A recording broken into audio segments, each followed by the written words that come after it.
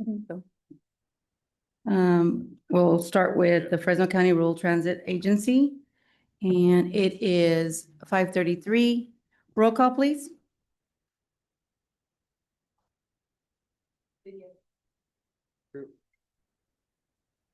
City of Coalinga. Oh, shoot. He's Yeah, here. come back to him. Yeah. City of Firebaugh. Here. City of Fowler. Here. Fresno County. City of Huron.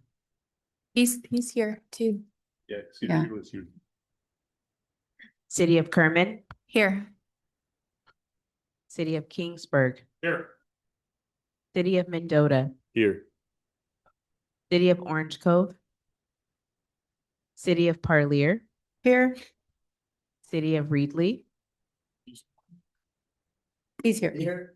City of Sanger. City of San Joaquin. Here. City of Selma. Here. We have quorum. Okay. All right, so we can move on to the next item, and the item is for any public presentations at this time. Is there anybody from the public that would like to approach the podium for any? And the black hat. I mean, there is none, so we can move on to the next item. We have consent items. Any board member would like to pull an item from the consent? Hearing none. Any from the public? No. Oh, so we have a motion to approve? I'll move that we approve the consent calendar as presented. Second. Okay, motion from Fireball and second from Coalinga. All those in favor? Aye. Any opposed? Hearing none, motion carries. Okay, I think that is it. Any other business? No items from staff. No items from staff and none from board. So this meeting is adjourned at 5:35. Quick meeting. That was a quick meeting. So now we can move on to the next item. I know. I don't know, Moses. I don't know, Moses. I have my thoughts about, I don't know.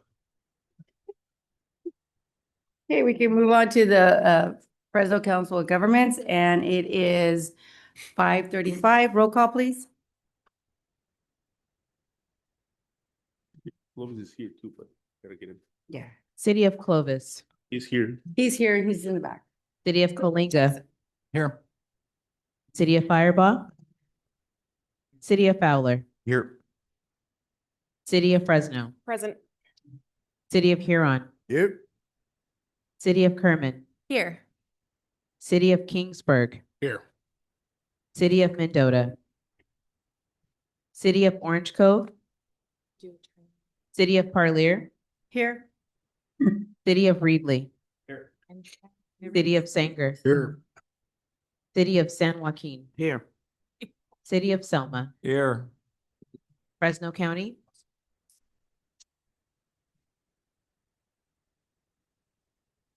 Have quorum. Okay, thank you. And we can move on to,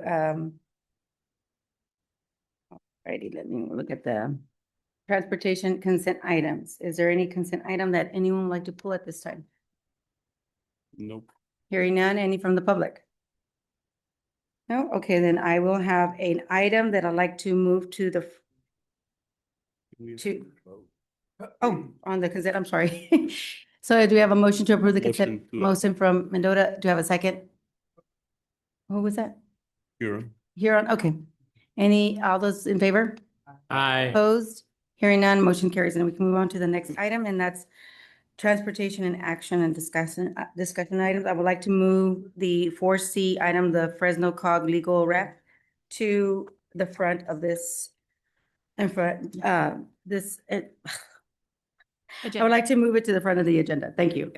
So we have the legal representation for Fresno Council of Governments. Robert, that was you, or who was that? I can open this. Thank you, Madam Chair. So Fresno COG's Joint Powers Agreement and its bylaws do state that the Fresno County Council's Office shall provide all legal services to Fresno COG, the council, and any committees as specified, except that the council may retain independent legal counsel when it deems appropriate.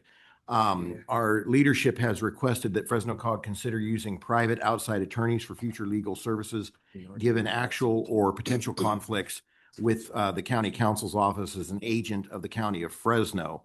Now, should the board choose to contract with a private firm for future legal services, Fresno COG staff would conduct a request for qualifications and/or proposals.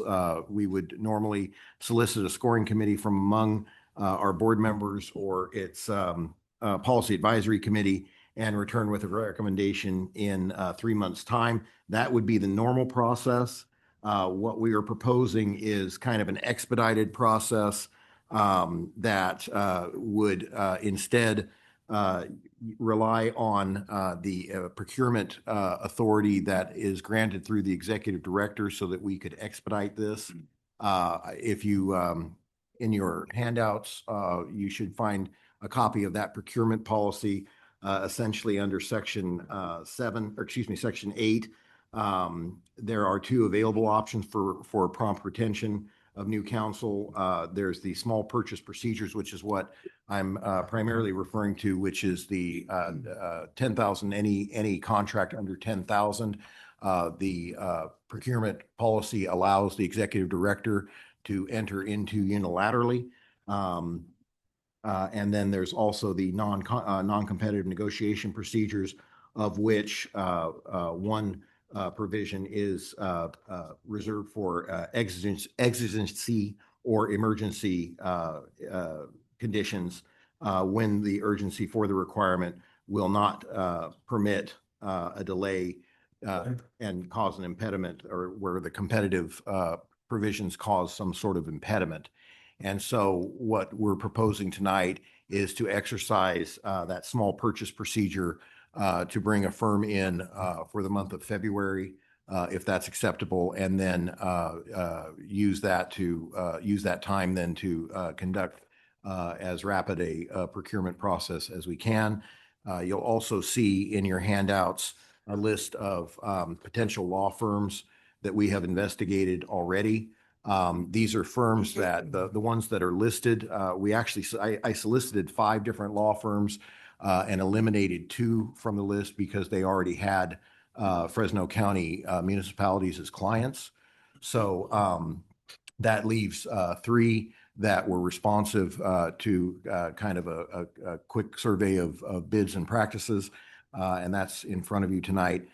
So you have that to consider as well. And with that, I'd like to hand it over to Mr. Sloan. I just want to let it be noted that Supervisor Butterfield entered at 5:38 so that you can mark him present. Thank you. Okay. Yes. Thank you, Doug Sloan, Fresno County Council. I agree in the sense that I think it's better to play it safe given the current circumstances for the county council's office to recuse itself until all the issues with Measure C and the initiative are resolved. So it would be indefinite until that's occurred. And I think it would be appropriate to employ independent counsel in the interim. That's all.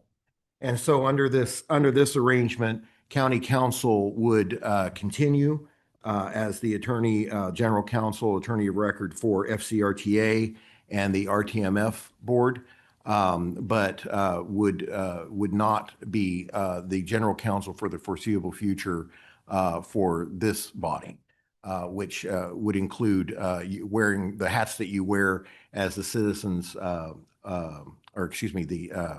city selection committee and the mayor selection committee, which is part of the measure requirement under the Measure C. That's the organization that appoints the Citizens Oversight Committee members. So that is the proposal in front of you, and happy to answer any questions. A conflict of interest too, because Measure C also goes through FCTA, so they had to recuse themselves from that too.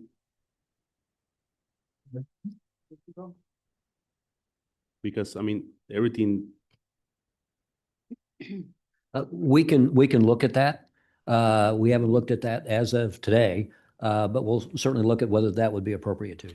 Those meetings are relatively rare, and again, the business for the mayor's selection committee is typically limited to appointing members to the Measure C Citizens Oversight Committee. And those members file applications ahead of time that the board can consider. So So you're saying that you don't see a conflict with county council being with FCTA? Is that what you're saying, Robert? Or you're not saying? Well, it's not FCTA. It's this body acts as the mayor's select committee for the measure, which is primarily responsible in that capacity. Its main responsibility is to appoint members to the Citizens Oversight Committee. Those members submit applications ahead of time for the board review. And so you have the opportunity to review those ahead of time prior to any vote to include them. Yeah, but also, it's not only that, but also financially, FCTA runs because of Measure C monies. Isn't that a conflict of interest? And I think, But he's been investigated in Yeah, that he'll- before, but Yeah. that's what I'm saying. yeah, he can look into that. Yeah, and it's not a problem to include that particular role under the new attorney as well, if that's the board's desire. Question. I think I'm getting a little lost. We're talking about outside legal. Yeah. Yes, Outside legal, right? Correct. So where's the city selection committee fall into play in this discussion?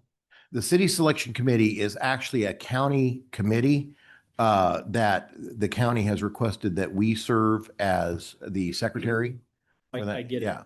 Where is it So- germane to here to bringing in outside counsel? So just that I mean, I guess we could go in either direction with that. The outside counsel could serve as the attorney for that, or Is we that what could- we're talking about? Well, what I was proposing was that the county council could be retained for that, for the roles of the RTMF, the city selection committee. So again, the other hats that the COG Policy Board wears, where there is not a direct, Okay. a direct conflict with measures. Yeah, I guess that brings into the other ones. The language in the staff report is it when it deems appropriate. I think I heard you answer that question a little bit there, but is there other examples of, I guess, where else would it deem appropriate for outside Well, counsel? so for example, certainly in certain cases of litigation, if there was litigation, it's very common to bring in outside attorneys. So, there are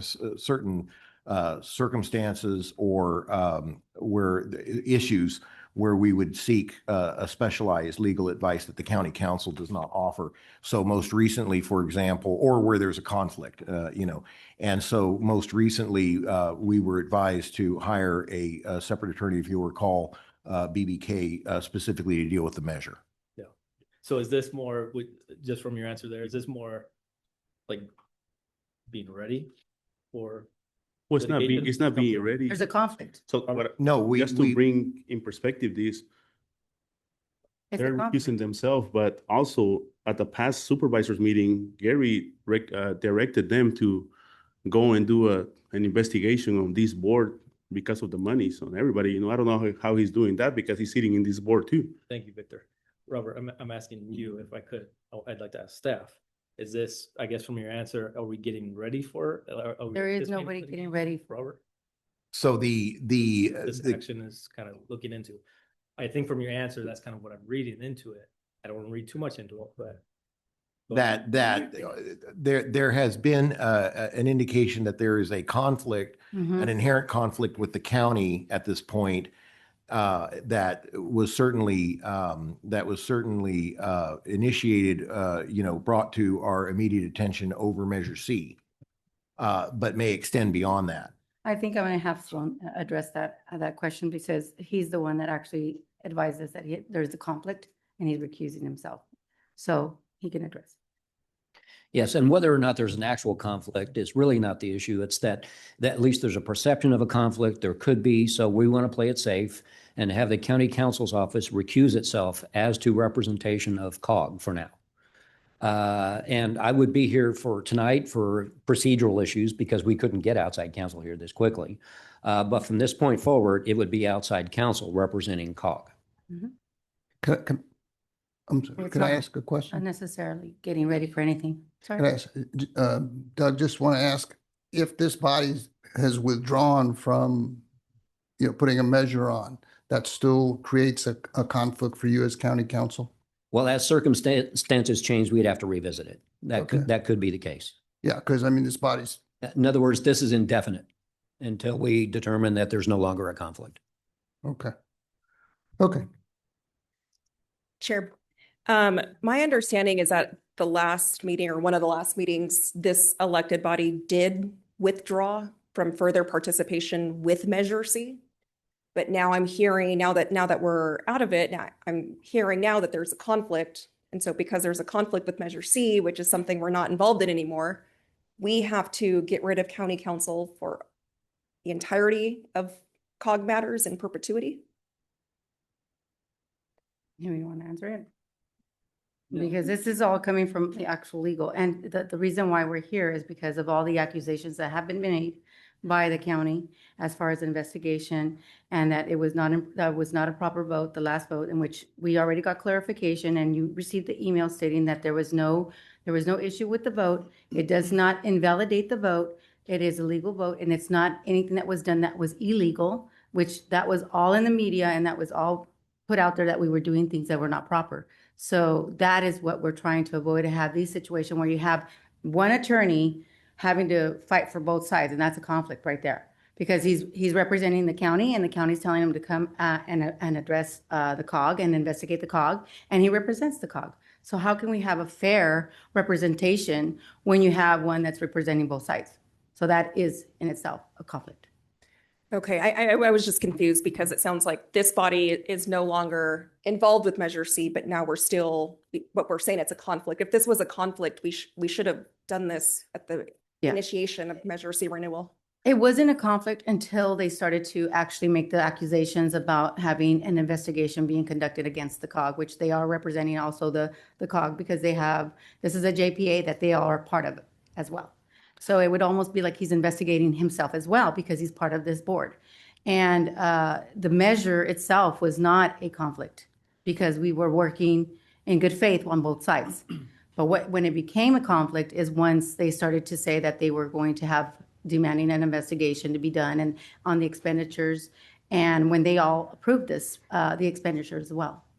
So does getting rid of county council jeopardize our JPA or bylaws? Because I thought both of those called for county council representation. I think, and I'll let you answer too. I think the problem is not that it jeopardizes the JPA. It's that we won't have fair representation, because you cannot represent two entities.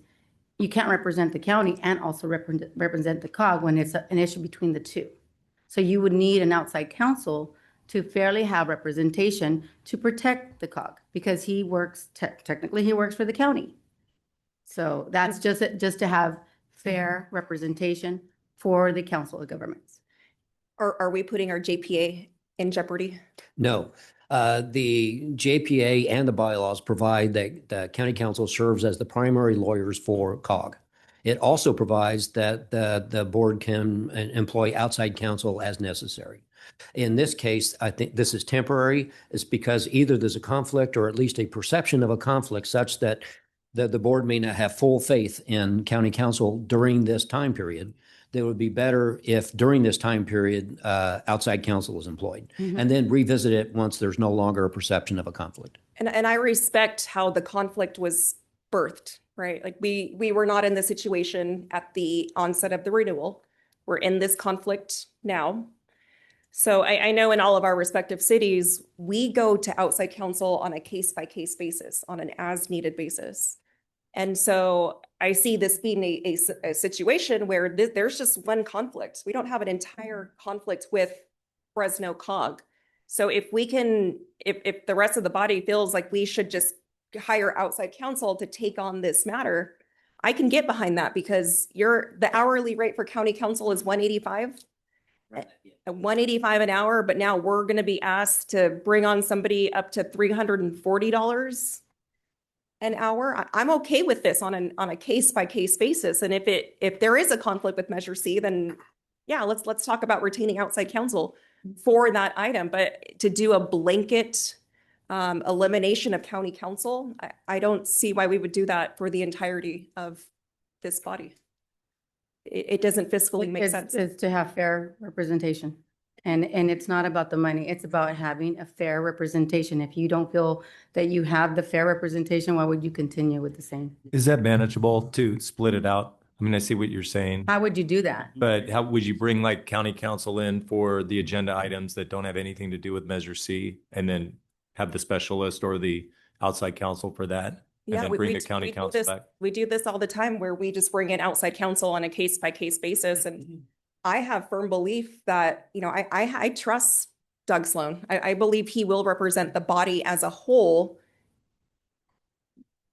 Yeah, ethically. But if there is a conflict, and it sounds like you guys firmly believe there is, I trust that. And if we want to go for outside counsel on matters related to Measure C, then we should explore that. Okay, and again, he's the one that recused himself from this meeting. Can I You ask don't- county council if county council will be recusing themselves from any investigation into COG for Fresno County? Is On the the conflict COG worth side of both it, ways? absolutely on the COG Okay. side of it. So you wouldn't be a part of any investigation into COG on the county side? That would be an outside counsel as well? is No, that correct? would be in our office on the county side. See, And we're not, That's well, the conflict, that correct? is the conflict. That's why we're saying. it's true, as Councilmember Perea said, that it is just with respect to those issues. And if we could successfully wall it off, so I don't have any discussions with anybody here about anything to do with Measure C, whether it's existing Measure C or potential future Measure C or the initiative, then that may be feasible. But what's important is that the board has confidence in our office. I think Brandon was gonna ask something real quick, and then you can. Yeah, just a couple points of clarification. It seems like it's a blanket order right now, but I think it's a little bit in conflict to what you originally said, Robert. That's why I wanted a little bit of clarification. You had kind of mentioned like through the month of February at one point, and in actions regarding Measure C, but what's being proposed to us is removal of council and getting a new council. Which one are we doing? Are we doing this for just Measure C? Because I think that I'm with No, I'm Fresno on this saying- one, to where I'm kind of like, to spend all of this money for things, Measure C, it is what it is. What happened last time it happened. But moving forward from here on out, I understand that leadership may not have 100% confidence, and I respect that. That doesn't necessarily mean that the whole body doesn't have confidence in future matters unrelated to Measure C. And then going by case recusal and counsel seems very logical and the most fiscally responsible, because charging, $100 an hour more plus forever, potentially in perpetuity, I have a little bit of concern with that. So that, but then also, Robert, you had said specifically related to Measure C stuff is where the conflict is. And I get that. And I support that recusal. But if we end up as an administrator for what is this new Citizens Initiative Measure C, are we going to require council to not be part of that for the next 30 years? Where do we land on that if we're an administrator? And I don't know that we've crossed that bridge, Mayor. I think it's important to have that conversation before yeah, we make this decision. The references to Measure C had to do with where the issue emanated. Yeah. The references to February were in regard to how quickly we need to move in order to adjust for the next month's meeting when we do not have county council. So you are correct in your assumption that we are talking about a wholesale replacement of general counsel as opposed to on a specific item. That is what's being proposed, is a replacement of general counsel for the time being. Okay. Yeah, I would just have obviously everybody's got an opinion, but I see them being a good representation of us I for have a everything that they're question. not Yeah. conflicting on. Doug, are you investigating the FCOG for the next 45 days as directed by Supervisor Bradfield? Yes, we've been charged with looking into whether anything improper occurred. Okay. So, right? That's why he's recusing himself, because he was directed at the meeting that Mr. Bradfield directed. So, and it's not because we've have a worry about the actual investigation, because if anything, he supported throughout the entire process, all the expenditures, so did FCTA. So there is no wrongdoing there. The only problem that I see is that we have our own counsel that represents the COG investigating the COG that he represents. So that's my concern. And we need someone that is neutral and has no bias interest in anything, and just protect the COG as a whole, and not just individuals or going according to what one person is giving them directives. It's about protecting the COG.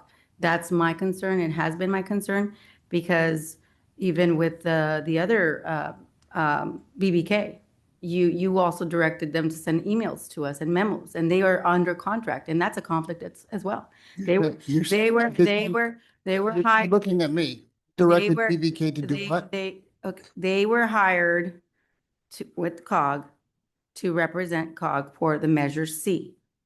And we received emails with the same concerns that you've been bringing up with the measure and how we voted and all of that, and the perception, and that it was procedural and all this stuff, and to go back and revote. We received those emails, and BBK as well is under contract with COG currently right now, and is also a conflict because they're sending emails on behalf of the county. So those are the issues that I see that are not right, not fair, because when you have an attorney that's going to work for you and protect you in good faith, then they shouldn't be sending you emails and memos from another agency that is accusing this agency on wrongdoing. I don't think that that's right, and that's not fair. Can I go? Go ahead. Yes. Couple things. First of all, I don't know what you're talking about. I directed BBK. I don't direct BBK to do anything, so I'm not sure what you're Somebody talking. did. Well, it wasn't me. Okay. It's not coming from us. It was the county council, so you don't know what you're talking about there. Secondly, I support what Councilmember Prey is saying. You can wall off around COG. Doug Sloan is one of the most professional people that I've ever met in terms of the legal profession, and that's exactly why he's raised this issue. So as Brandon is saying, we're going to spend a lot of money, maybe in perpetuity. We don't know. That makes no sense. We have this issue. We can not have them participate in the Measure C, and then participate in all the other things. And that's what I think we ought to do. Thirdly, the chair said that what was done last week, or last time we met, was done appropriately. The vote was done appropriately. I'd like clarification from you, County Council. Can you read the email you sent us? I don't know if I have it handy, but Yeah, I can't that- clarify a couple of Yes, things. because it was sent to all of us and you were included. I know, I read the same email you did, so we have a very different Well, perception. first of all, to clarify, thank you. When I learned of the procedural issue with the reconsideration at the last meeting, given that I didn't want a perception that any advice from our office was biased on behalf of the county, the first thing I did was contact BBK, said, here's a transcript of what occurred. Please tell us your take on what occurred there, and was the vote proper? Because I wanted that independent look for the benefit of everybody here and us. So that's what occurred with respect to BBK. That actually has nothing to do with the underlying issues that Supervisor Bredefeld had asked us to look into. The Roberts Rules issue is a relatively minor issue, as we said in the email. I mean, Roberts Rules, yes, it should be followed, but it doesn't invalidate anything if you don't.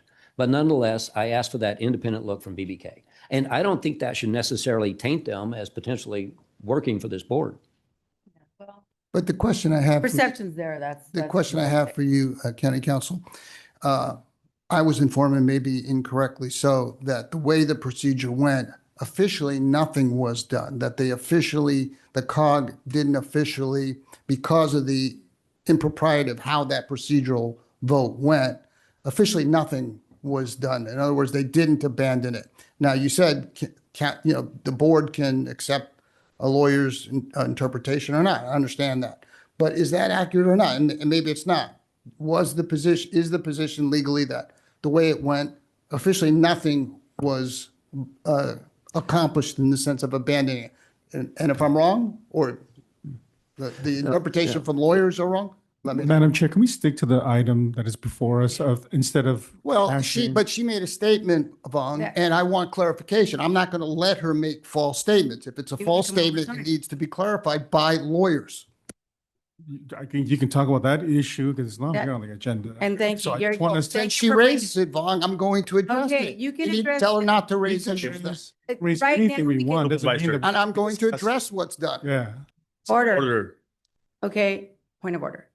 We can go ahead and, yes, if you have a question about the item that's on the agenda, we can move on to that and. Yeah, I just want to discuss the item on the Okay. agenda. Well, I asked the county council for an opinion. I'd like the. Supervisor, you have your time. And I He asked county asked the council for question. an opinion. You had your time. I asked county You council had your for an time, opinion. and They he took said- my opinion. I asked Had county your time. council for an opinion. Please, and you read the email and it says it in the email. So if you asked- want to go. I go asked back to the county email. council for an opinion. Mayor Bong, please go ahead. Thank you.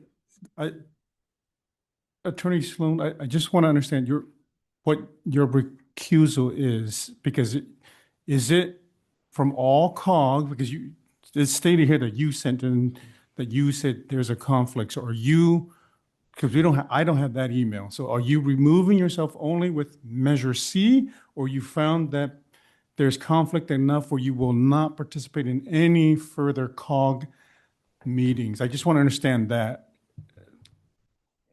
Because you said you have to recuse yourself, so. Yeah, I think the recusal is appropriate with respect to existing Measure C, potential future Measure C, the pending initiative, at minimum for that. Now, in speaking with the chair and the executive director, I understood that there was a broader lack of faith in our office because of that potential conflict. So it really is up to this board. It could go either way.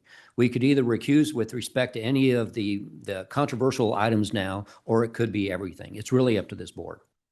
That's why it's here on the agenda for you guys to make a decision. And so, but let's take the leadership out. I just want to know from your office, is the conflict or the perception of conflict great enough where you can no longer represent us on all other matters non-Measure C? That's my question, because that's separate from what leadership may want. And I think they will have to explain to the rest of us why they feel that it's a great enough conflict. But from your perspective as legal counsel. I don't believe a recusal on everything is legally required or necessary. Yeah. I would really leave that up to this board. It's what you feel comfortable with. Okay. And then I would agree with Councilmember Perea that common practice is, if you find yourself there's a conflict, you just recuse or find outside counsel for that matter, but you remain on as our attorney of record. And so why are we, and then I want the leadership to help us understand, why are we abandoning that where he can no longer represent us on all the other items on the agenda? The only one is the Measure C, but we still have to seek outside counsel. So Because why, though? because if we don't, then when he recuses himself, who's going to be? Oh, no, I understand for the short term. Yeah, well, this is short term. Not whatever. No, but is Measure C going to be the bulk of the agenda for February and for March, that we no longer have county council here? I don't know the agenda, so I'm just saying, next month, are we still talking Measure C? If not, why are we looking for outside counsel? He can represent us on everything else, so I'm trying to understand that. Why are we going out We if he only still- is going to represent for We that? still need How do someone we from know what outside. is he gonna be investigating though? Like he's being tasked to investigate everything regarding, go dig and find out. So next month, how do we know what he's gonna be investigating? That's ridiculous. That's Well- But it's ridiculous. your own words. You're ridiculous. No, Measure C is what he's looking into. So just really quick, and, I have Nathan next, and Oh, then sorry. you can be up here. Nathan? All right, so I understand all the angles, and I've not met Mr. Sloan, but I've heard great things about his office and about his integrity. That being said, curious, if this was each individual city and you had your city attorney investigating your city, how long would you allow those people to continue being your city attorney? And my guess is you wouldn't. You Exactly. would say no, but hold on, only until the period to where the conflict doesn't exist. So I believe that if we have a period of time where an investigation is going on, that during that period of time would be the only time that we would say that we would not be having county council, and not because we don't trust county council or because we're questioning the judgment of county council, but only because of the perception that if this was our individual cities, I don't believe that we would have our councils under investigation by the same attorney while investigating, even if that person recused themselves for just that one issue. That's just my opinion on this. I don't know where everyone else is going, but That's just an opinion. Thank Yeah, you. and that can be, like I said, it's temporary. It's not a permanent thing. That's why he still will represent the FCRTA. It And- sounds like the conflict is for 45 days. We correct? don't know. We still don't know. That would be something that they're pushing on their end, so that would be a question over there at the Board of Supervisors, but I think you're next, ready? No, I just want to concur And with then you. concur with the mayor from Kalinga. Again, it's important that, again, Mr. Sloan, you've done an excellent job in representing yourself here today and stating, that you want to recuse yourself because of this matter, and we appreciate that. So Mhm. again, I envision this as the mayor from Kalinga does, as something that we're going to take until this process is potentially over. Yes, And when you feel comfortable, because again, you're doing an honorable thing today, saying, hey, I want to recuse myself because there is a perception. right. That's honorable. So I appreciate that, and I concur with the mayor from Kalinga. A few things, if you could, please. If the investigation is 45 days or whatever, I think I could support maybe during that time. It makes sense to maybe recuse or seek outside counsel. Maybe that's where Annalisa was going with. That's what I kind of read into it anyways. That makes sense to me. But that's just a side note. I just met Mr. Sloan tonight, but his reputation precedes him by a few that I know at very high level, and so Against him. that I would trust his judgment just by their word. That said, I do have some questions though. So we is it so our legal is through the county, who also is the county council.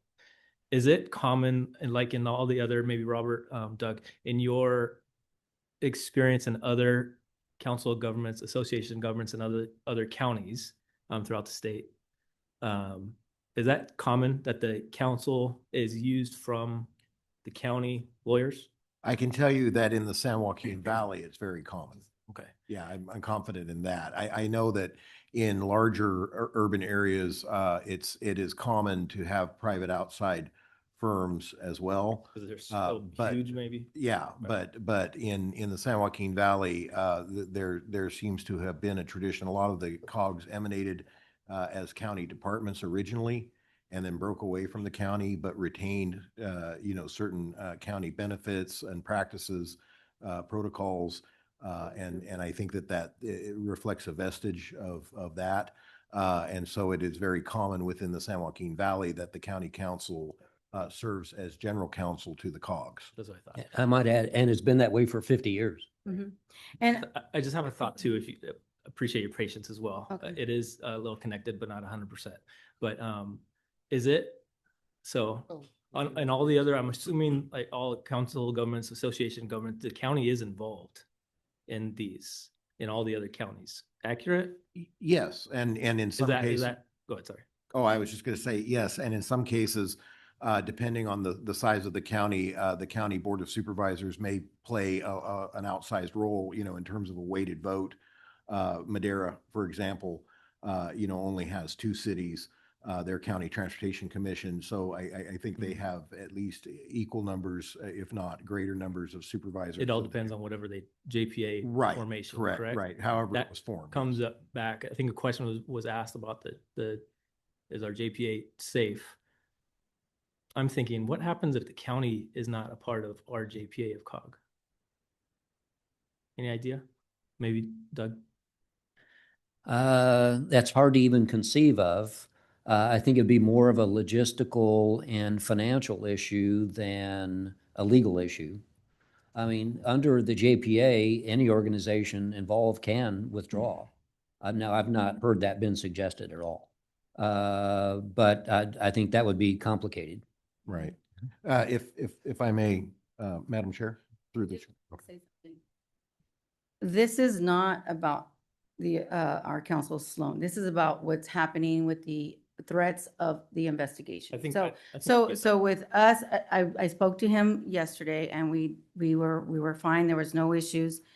He didn't mention anything about having a conflict at that time until today. So it wasn't something that we said we didn't want him there, and we were accepting for him to be here today until we decided what we were gonna do.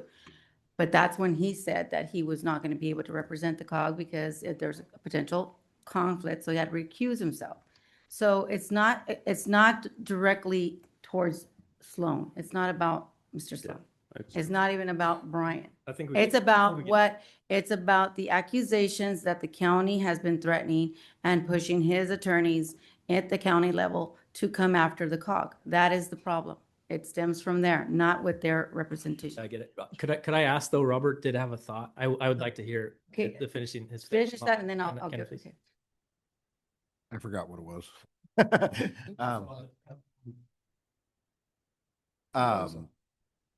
Yeah, just that, I remember, we were talking about, many of the COGs, especially in the San Joaquin Valley, began as departments under the county. And so there, like I said, there was a, a lot of the vestiges from that, remain today. A lot of the policies that we have carried forward from, county policies.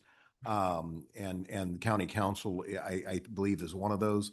I would also note, within the, agenda item, what you are considering tonight is to provide direction. There is no particular recommendation on this. We are seeking direction from the board.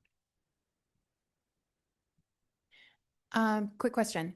If the county is who's calling for the investigation and it's their attorneys, wouldn't this be a conflict for the county?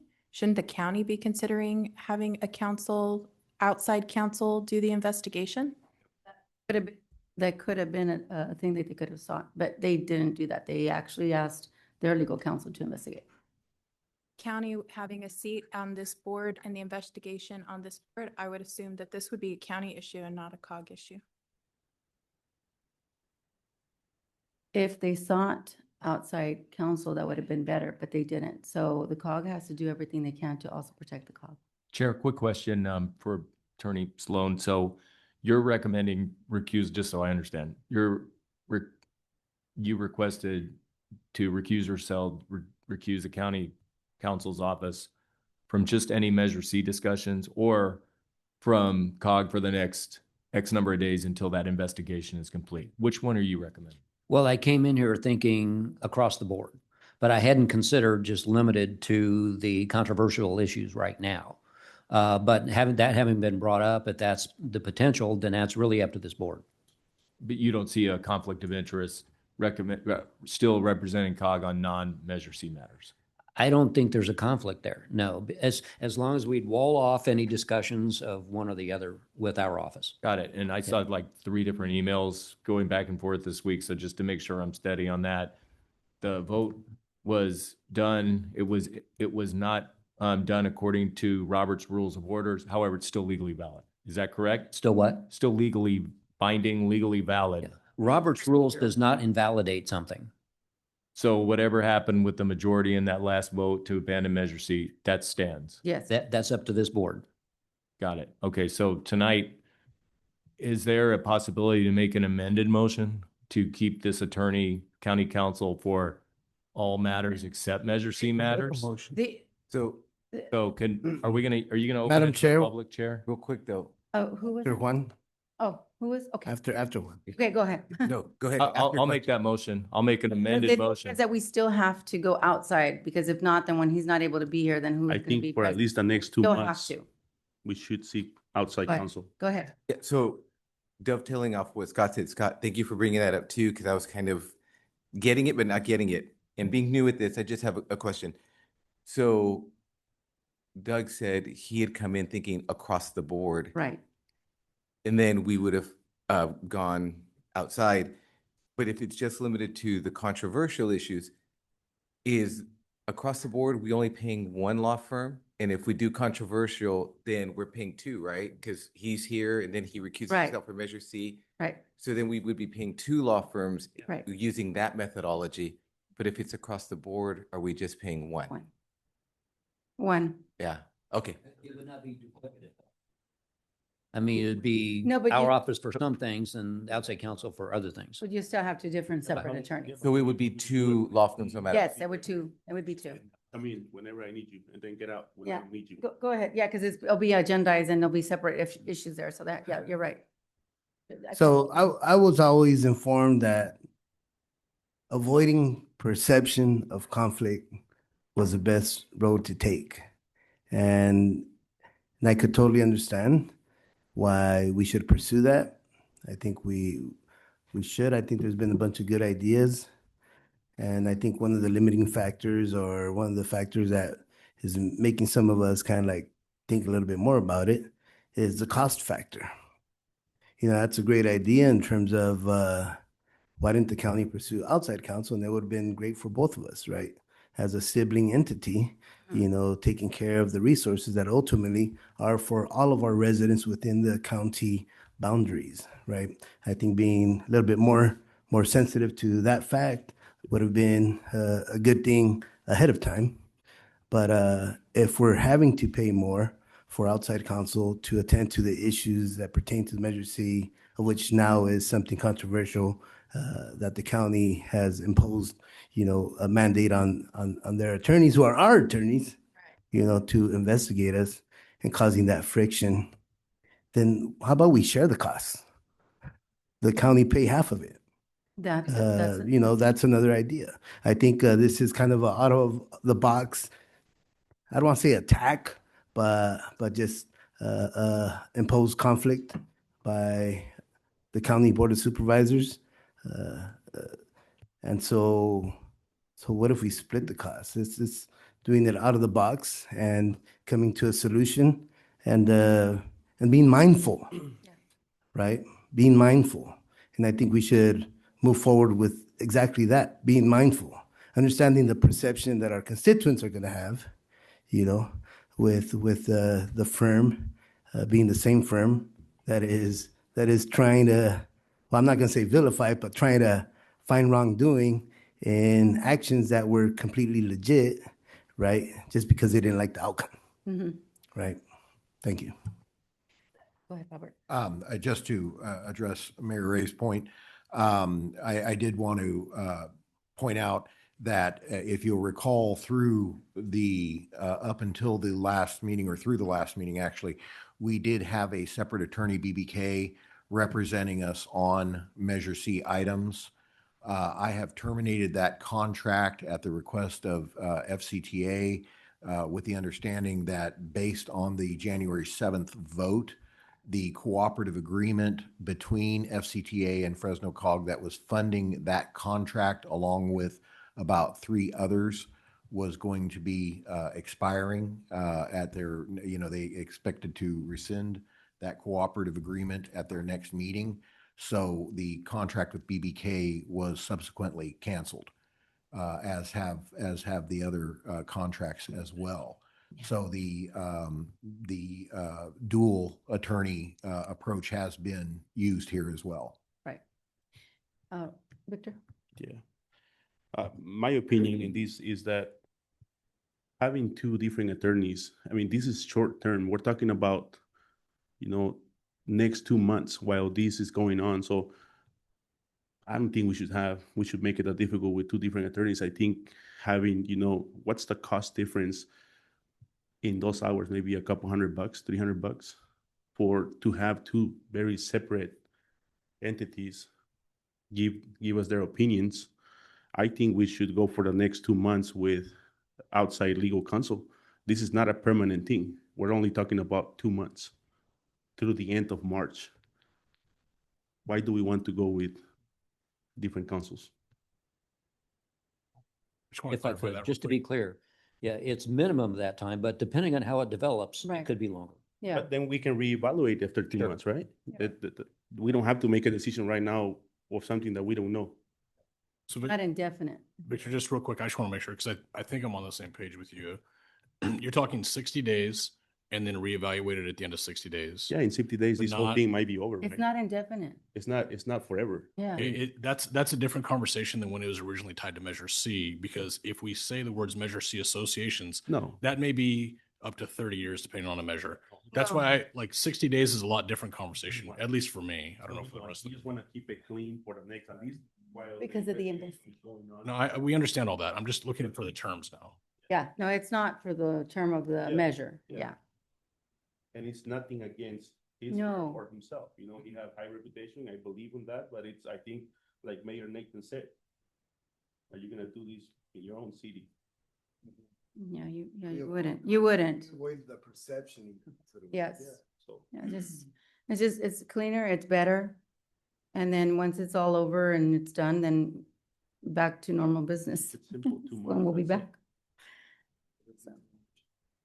So I guess Supervisor Butterfield, how long do you anticipate this investigation lasting? Because it sounds like we're tying this to the timing of the investigation. Yeah, well, I asked county council and they said 45 days. And I want to be clear.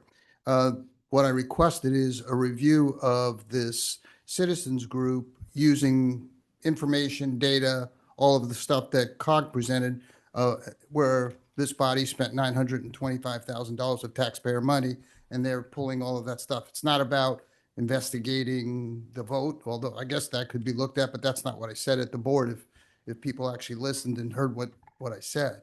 So it's about that. County council said it'd probably take about 45 days. Now, I don't know where that goes, and I don't know if then we don't know. decide to file a lawsuit. Have no idea. Don't know. and data, it was their data. So Whose data? the presentations that we had, it was part of their No, data. it's not just that. You Okay, continue to make but commentary it's- every time. No, you're not going to cut me off. Every time somebody says something, you have commentary. Point of order. Well, stop cutting people off when you don't like what I they just say. answered what you said, and you didn't. Well, like it. stop You cutting didn't like people it. off. 'Cause I Stop didn't- accusing me of contacting That's your BBK tantrum. when I didn't contact Tantrums. BBK.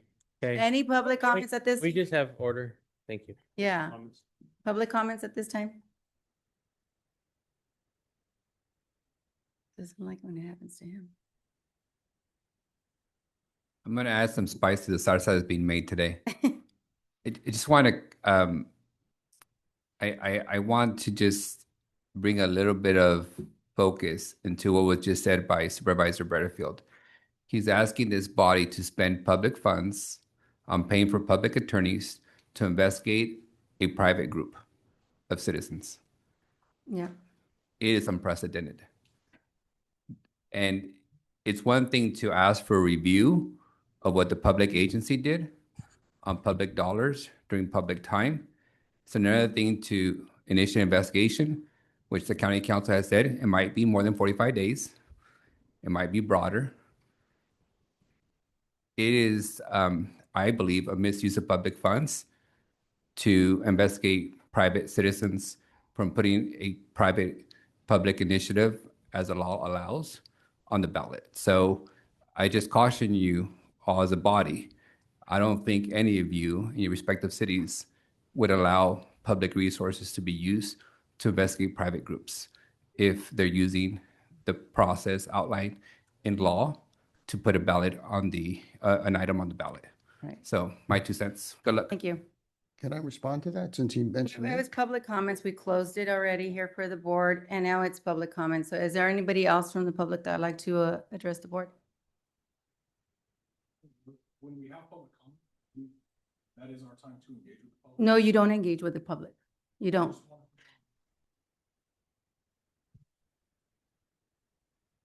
Because that's not my, that's not specific to this, but just in general. Well, I think we could ask county council. We have a lawyer here. And it's been common practice that we open the board, Okay, have the let's do it, but discussion, then but you come don't back to the engage, board. you don't But it can engage. come back to the board.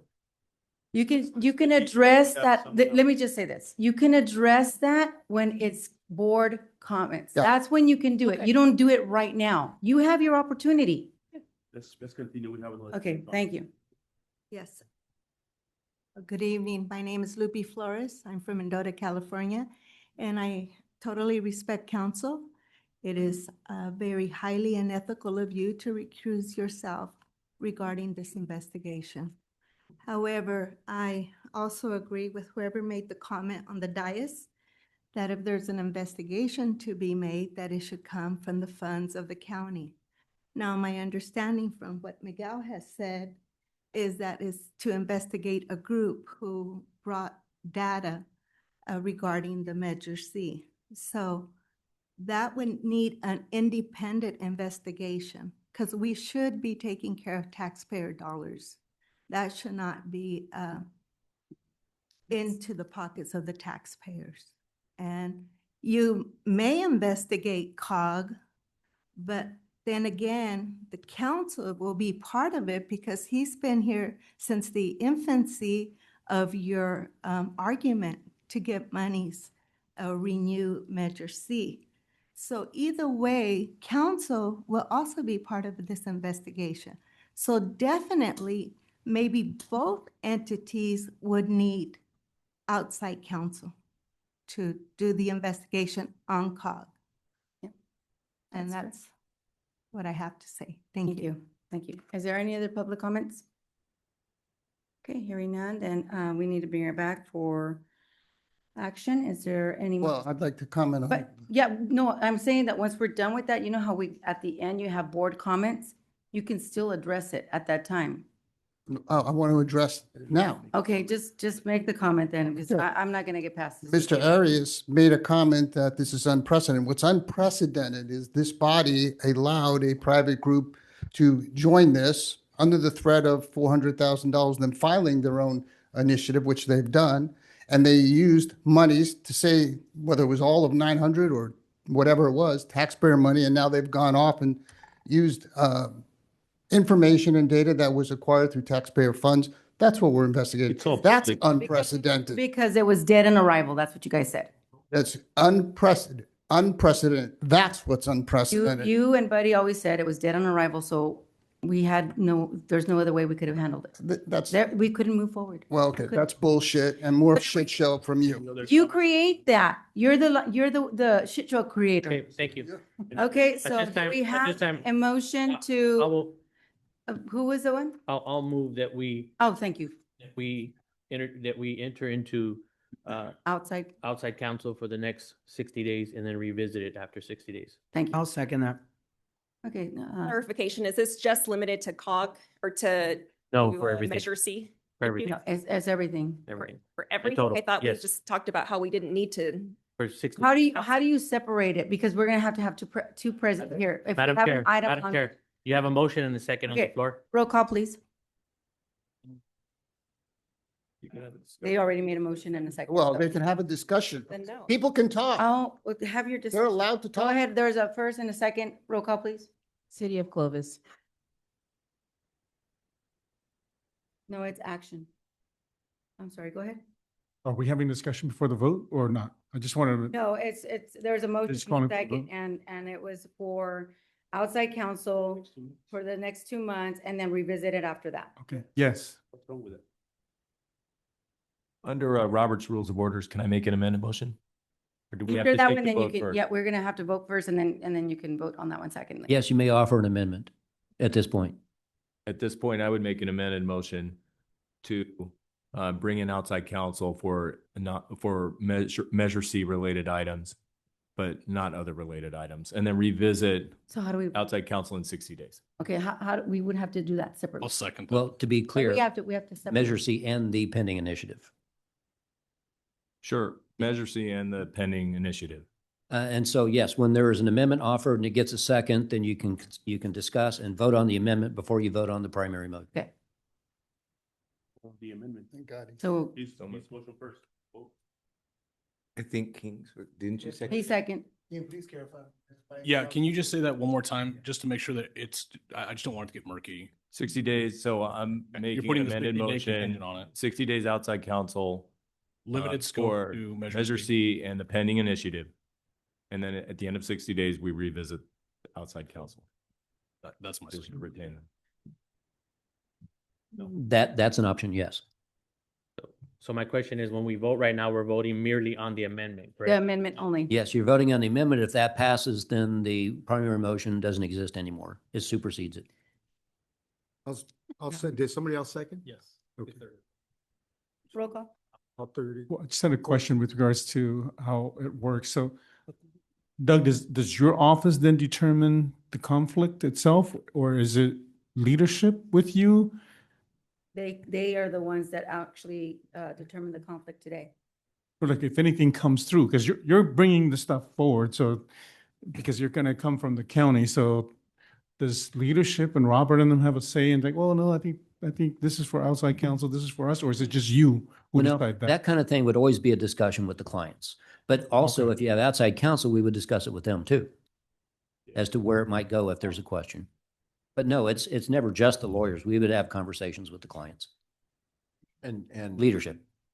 also, I would assume that anything labeled Measure C would be subject to outside. He said, Yeah. not just because they have to do. Anything that's, yeah. Anything else. 60 days. That's where I don't understand. I don't understand why you have to make it so complicated. Yeah. It's 60 days and then we revisit. That's it. And. I don't and- understand why we're still and- talking about and this then when you If all. there- if there is decided no to- other, what was that? It should not even be discussed here anymore. Measure C, you all decided to get rid of it, not just, Yeah. not go Let's through go with But- to it. but it's amended the- motion. Yes. That would be, Oh, roll call, please. I'm That's it. trying to get the roll call. vote. you guys are done. On the amended only, right? City of Clovis, No. City of Coalinga, No. City of Fireball, No.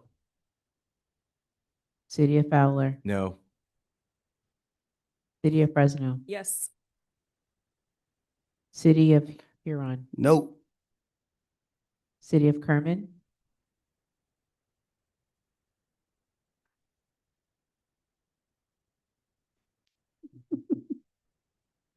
I'm sorry.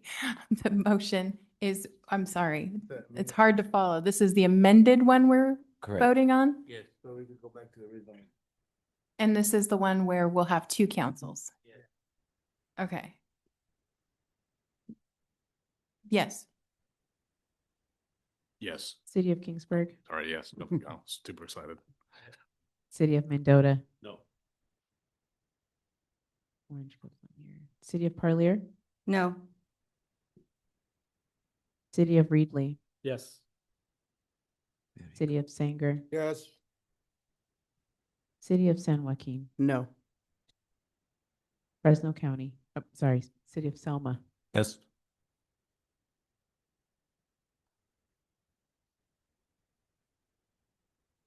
Fresno County. Yes.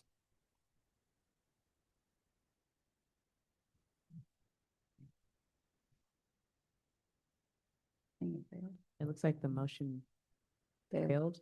The motion fails 8-7. Yep. Or 7-8. The amended. No, motion no, they failed. The original motion remained. Hire Thank you. Would you legal mind? counsel for the next 2 months, 60 days through the end of March.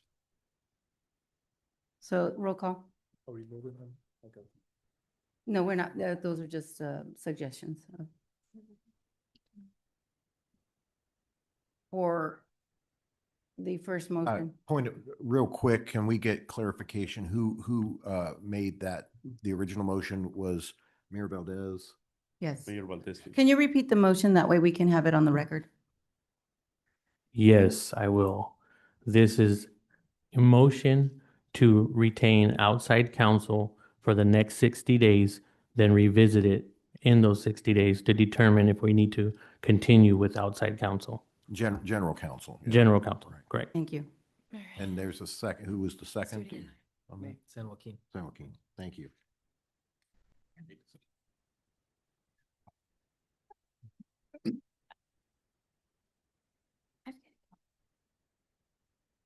Already? Okay, roll call. Roll call. Yeah. What are we doing? City of Clovis, Yes. City of Coalinga, Yes. City of Fireball, Yes. City of Fowler, Yes. City of Fresno, No. City of Huron, Yes. City of Kerman, Yep. City of Kingsburg, No. City of Mendota, Yes.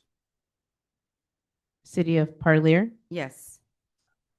City of Reedley, No. City of Sanger, No. City of San Joaquin, Yes. City of Selma, No. Come on, Supervisor. Fresno County, No.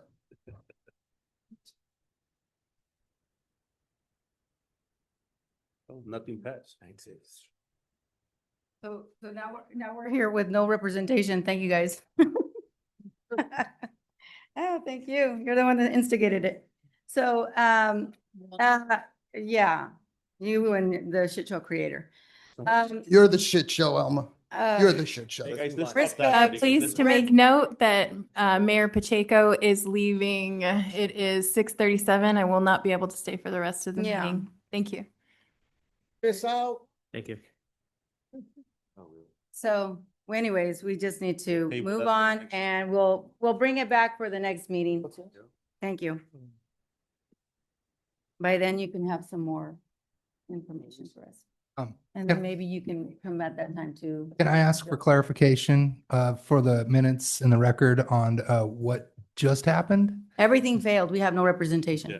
Can the I get, second- is that, The second vote, so the COG board has a weighted vote that is based on both the number of jurisdictions. So there has to be a majority of the jurisdictions. And then there's also a requirement of 40% of the population.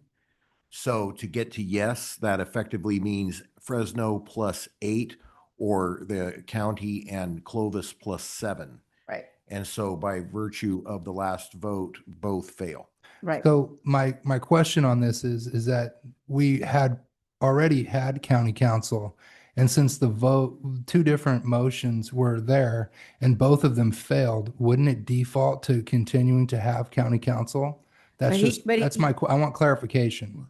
Except to the extent we are recusing ourselves on, Oh. at minimum, the items related to any existing or future Measure C or the pending initiative. So you would need to employ outside counsel if those issues come up. So, but beyond that, you will continue to represent us, just not for the items that you had just expressed. Is that correct? Correct. Okay, thank you. Or if any issues come up with that investigation, we won't have legal representation. Okay, all right, thank you. So we're just pretty much at the will of the county and what they decide to do. Well, I might offer another suggestion. Under your procurement policy, the executive director has authority to spend up to $10,000 without a board-approved contract. Thank you. That may allow sufficient room to get outside counsel as may be necessary on a case-by-case basis. Yep. So then that's another thing that you can just do. So I, We've used the- BBK. No, he terminated the contract already. that contract has been terminated. The indications that I have received is that it would be better to find a third-party firm with no clients within Fresno County, which is why I presented the list that's in front of you. So if there are no objections, then I would pursue that angle. Mhm. They both failed. Sounds like. Yeah, it's just to be, Effectively, yeah, that's correct. and what you can do is just seek them, since you have that authority, so just seek Correct. whoever. And just have them here. Yeah, Because, it would be an executive decision so effectively. it technically goes back to what we were proposing. All right. What's the Except next? now it doesn't have the support from the board.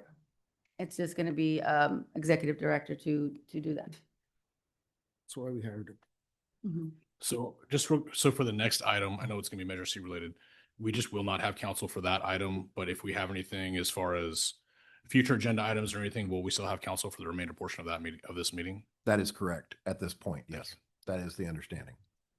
Okay, so let's move on to Fresno County Comprehensive Climate Action Plan Analysis.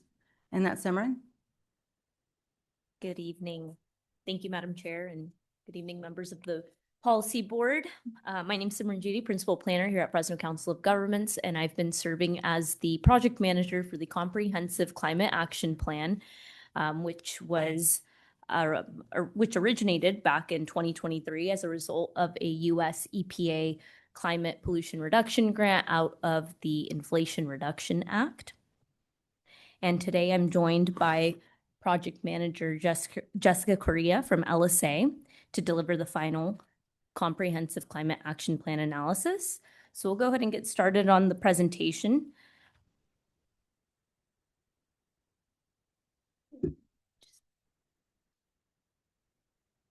Go to the next slide whenever you guys are ready.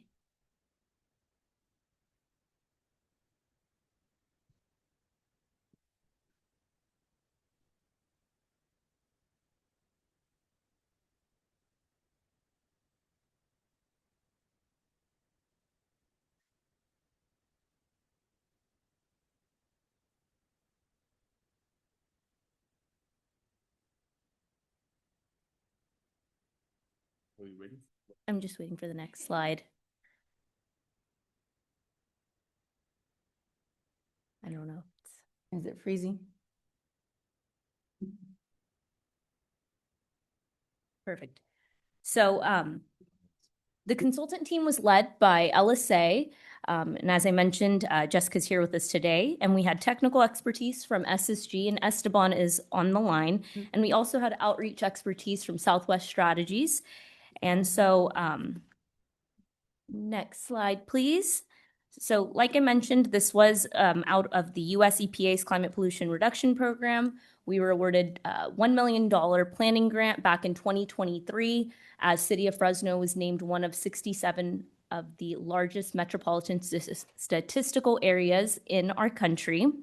And so the opportunity was brought to us from the City of Fresno and the San Joaquin Valley Air Pollution Control District, Air District. And so the reason we took this on is because the transportation sector is one of the largest contributors to greenhouse gas emissions, as well as there was also a potential for a $4.6 billion call for projects to also implement some greenhouse reduction projects at the time.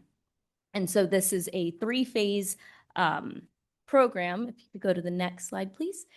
And so we completed the PCAP back in, I think it was March of 2024, and we've now been working on the Comprehensive Climate Action Plan, in which all of your cities participated in the development. And so the main deliverable for our current CCAP is to build a long-term data-driven climate strategy with a culmination of sustained process working across multiple levels of government and gathering meaningful community input and conducting stakeholder outreach. And next slide, please. And so these are the main goals of the Comprehensive Climate Action Plan analysis: to quantify regional emission targets, identify high impact emission reduction strategies, which encompass beyond just transportation. It encompasses the building and energy sector, water and wastewater management, and as well as agriculture and industry. And so with that, I will pass it over to Jessica to kind of go into more detail on the technical analysis we did over the last couple of years. That's great. Thank you, Simran, and good evening, everyone. I'm Jessica Correa. I'm the Managing Director of our Air Quality and Climate Change Services Group at LSA. LSA is a full-service environmental consulting firm based in California. And Esteban Soto is on the line representing SSG. We were really excited to bring SSG to support this project, to bring their expertise to the Valley, because they have climate action planning experience throughout the Americas. So joined with Southwest Strategies and partnering with Fresno COG to develop the Comprehensive Climate Action Plan analysis. Say that 3 times fast. Our team began with the greenhouse gas emissions inventory. And if we could go to the next slide, please. We began with refining the greenhouse gas emissions inventory that was first developed under the CCAP. And then we projected those emissions through 2050 for key milestone years into the future. While those technical deliverables were ongoing, we also worked with a stakeholder steering committee, which I wanted to take a moment to thank the members of the steering committee. There's a few of us in the room tonight, as well as working with the public to go through visioning and goal setting. So with public engagement, we had multiple pop-up events through various locations in the Valley, 2 public surveys, and then social media and e-blasts throughout the term of the project. And then we met multiple times with the stakeholder steering committee. Using the information gained from input from stakeholders and the public, we developed quantified greenhouse gas reduction measures. And those measures were analyzed with a co-benefit analysis, as well as a workforce planning analysis, and a focus on low impact and disadvantaged communities, given the prevalence of those types of communities in Fresno County. We also explored implementation pathways, including a review of potential authorities and a leverage of funding. Now, I wanted to clarify the analysis in the CCAP title clarifies that the plan is a visioning document with additional steps that would be required for local municipalities to adopt and implement any identified measures across the sectors. So this is really designed as a roadmap that cities could look at and say, hey, these measures could be used in our jurisdiction to effectively reduce emissions. Next slide, please. So with that background on the process, this slide gives you an overview of the timeline for plan development. As Simran mentioned, the CCAP built on the efforts of the PCAP, which occurred in 2023 and 2024. But this plan specifically kicked off in July of 2024 with public outreach beginning then and the technical inventory development work beginning. We met with the Stakeholder Steering Committee in October. I'm not going to go through all of this because there's a lot of information, but we're happy to talk a little bit more about the background of the plan. A little tidbit, we did have a pause in the project in February, which was due to the change in federal administration, but we were able to successfully reset the project in late March. We had a bit of work to do to catch up to meet the plan deliverable deadlines, but we published the plan in October of 2025 for public review and comment.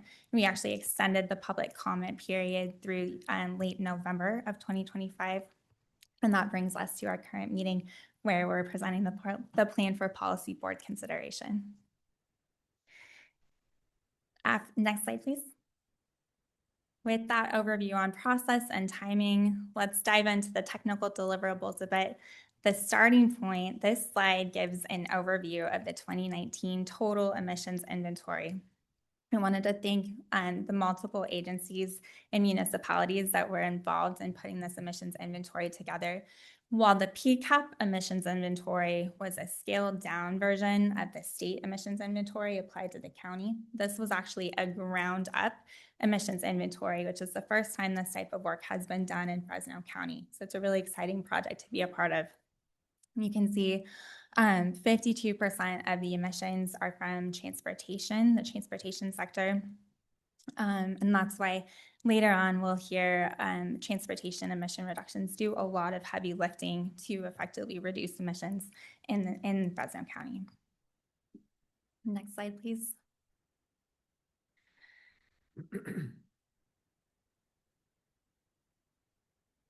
So partnering with SSG, we utilize the SENA model, which is an energy, emissions, and financial modeling tool that can help municipal and regional governments design investment-ready climate action plans. We modeled several different scenarios for the emission projections. So the first scenario, we're going to talk about these in a little bit more detail in the next slide as well, but the first scenario represents business as usual. So if everything kind of continues as status quo and there's no changes, what will those emissions look like into the future? The next scenario we modeled is business as planned. That's the intended climate policies that are planned at the local and state level and federal level. What happens if all of those planned policies and regulations go into effect? The last but not least scenario is the low carbon scenario, and that represents the successful implementation of all of the measures identified in this plan. Next slide. And so what do those actually look like? You can see the business as usual. So again, assuming nothing changes from today, we see actual increases in emissions through 2050. Under the business as planned, we do see emission reductions, and that's thanks to the ongoing efforts of agencies and municipalities and the state to effectively reduce emissions into the future. But that dashed line that goes down to 2050, that represents the emission reduction targets, which are in line with the state goals for emission reductions and carbon neutrality in 2045. So the low carbon scenario effectively meets the goal. And if you could just advance one time, okay. The low carbon scenario there in orange achieves the target in 2030. In 2045, which is a key milestone year for the state, we are a little bit over the target, but close to it. And that really highlights the challenges related to decarbonization. Next slide.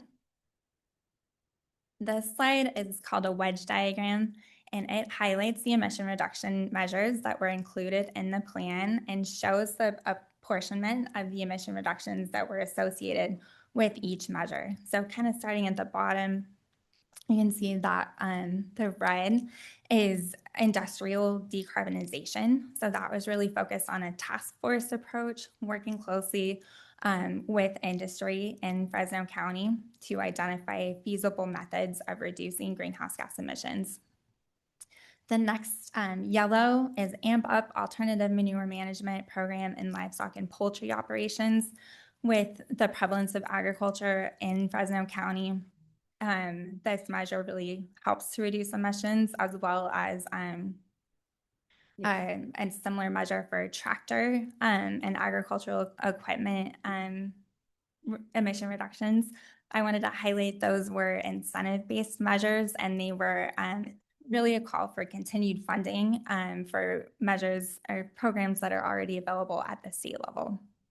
You can see a bulk of emission reductions come from advancing zero emission freight vehicles and accelerating zero emission personal vehicles and implementing EV readiness plans. So I'm happy to talk about those measures in more detail as folks might have questions, but I wanted to go to the next slide and just highlight the co-benefit and economic analysis work that was done. So co-benefits, one of the things EPA called for this plan to consider is potential benefits, but also potential harms that might result from the implementation of measures designed to reduce GHG emissions.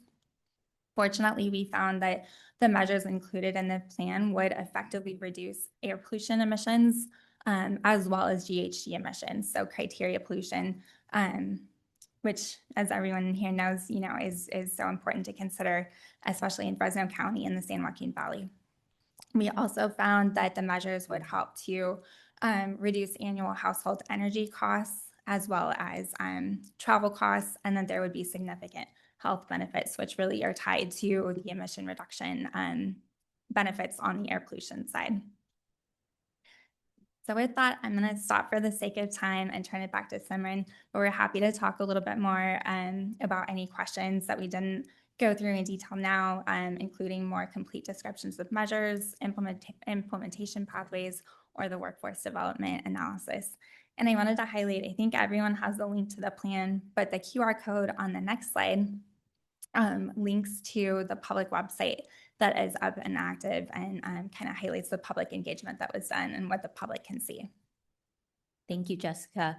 And just to wrap this presentation up and open it up for questions, I did want to add that we worked very closely with at least one staff member of each member agency, but also other industries and other government agencies to really produce a plan that is only going to assist our cities accessing certain state and federal funds that would advance greenhouse gas emission reductions.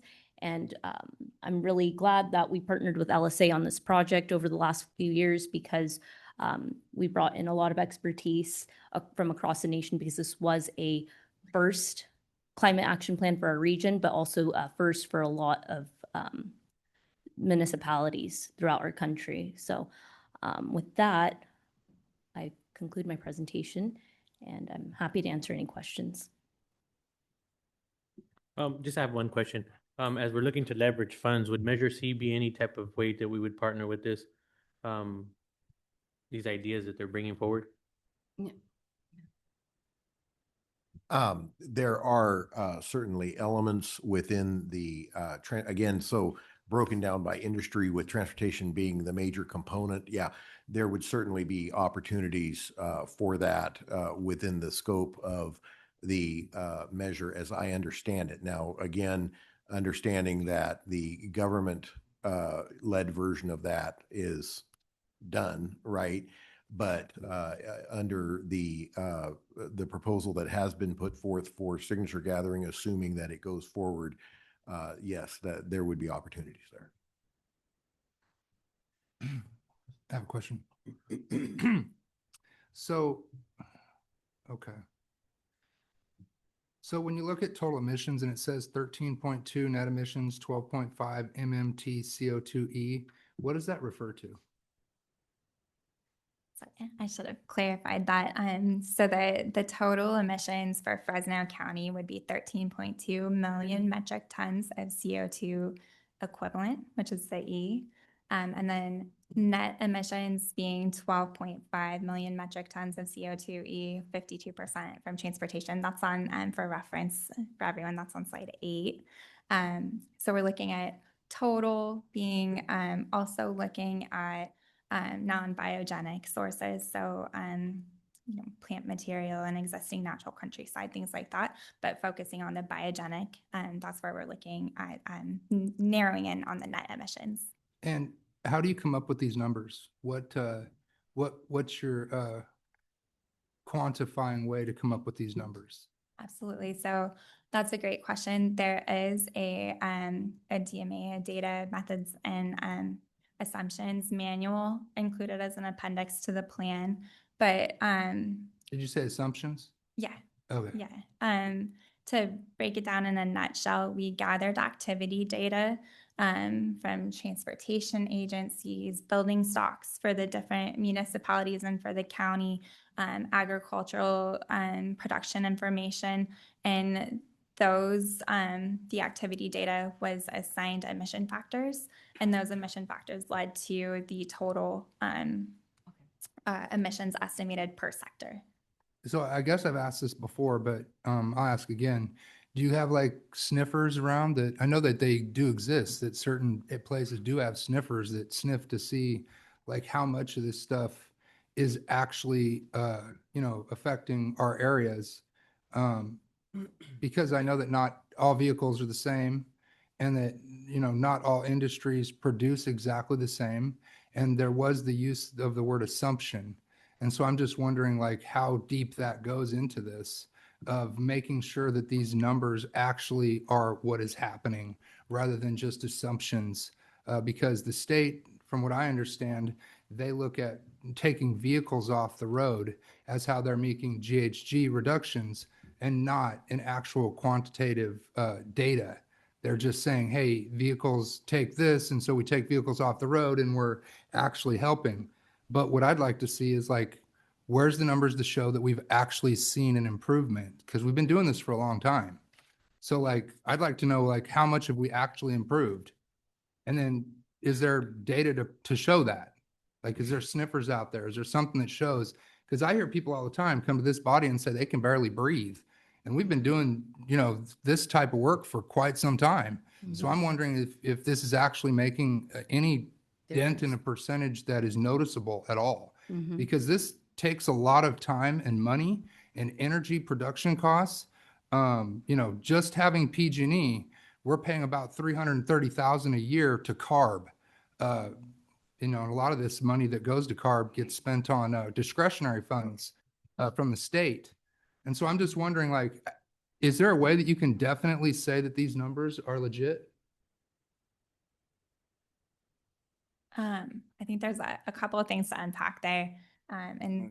Yeah, sorry, this is a lot. And that's why I'm kind of asking the questions, because to me, the word assumption means a lot. Yeah, absolutely. And those raise some really good questions. So Simran, Robert, please feel free to jump in. Yeah, I'll kick it off. But there's a couple of really good statistics that we can look at. One, we're talking about like sniffers. There are criteria air pollution monitors throughout the valley, right? And in Fresno County as well. And those monitors do show for criteria pollutants, which are a little bit different than GHG emissions specifically. They do show a trend of improving air quality due to all of the work that everyone here is doing. So that's on the criteria air pollution side. My understanding is recent years have been the cleanest on record. So that's something to applaud. On the GHG side, we unfortunately can't measure GHG emissions directly from an air quality monitor like that. So these are estimates based on our understanding of and the data available at the time, the activity that's happening in the valley. I have Esteban Soto on the line as well, who can jump in a little bit. But the transportation information does take into account the age of vehicles and actually like how much a specific vehicle would be emitting compared to, you know, if there's an older truck on the road, it does quantify the difference between that older truck and maybe a 2018 truck on the road. And do you something like guys that. know what the years of vehicles are that we have in Fresno County as a whole? Like how many vehicles we have that are zero emissions, how many are old trucks?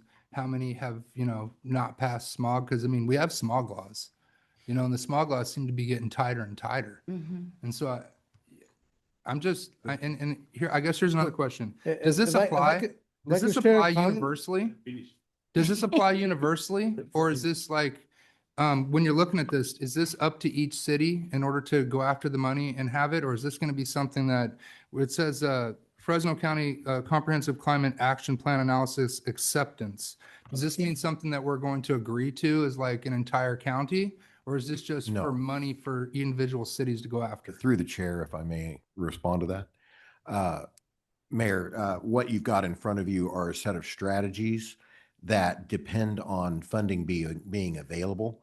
So the point of the analysis is to identify potential strategies within multiple industries that could assist and if instituted would presumably, based on the data, reduce emissions across the board if they were all implemented.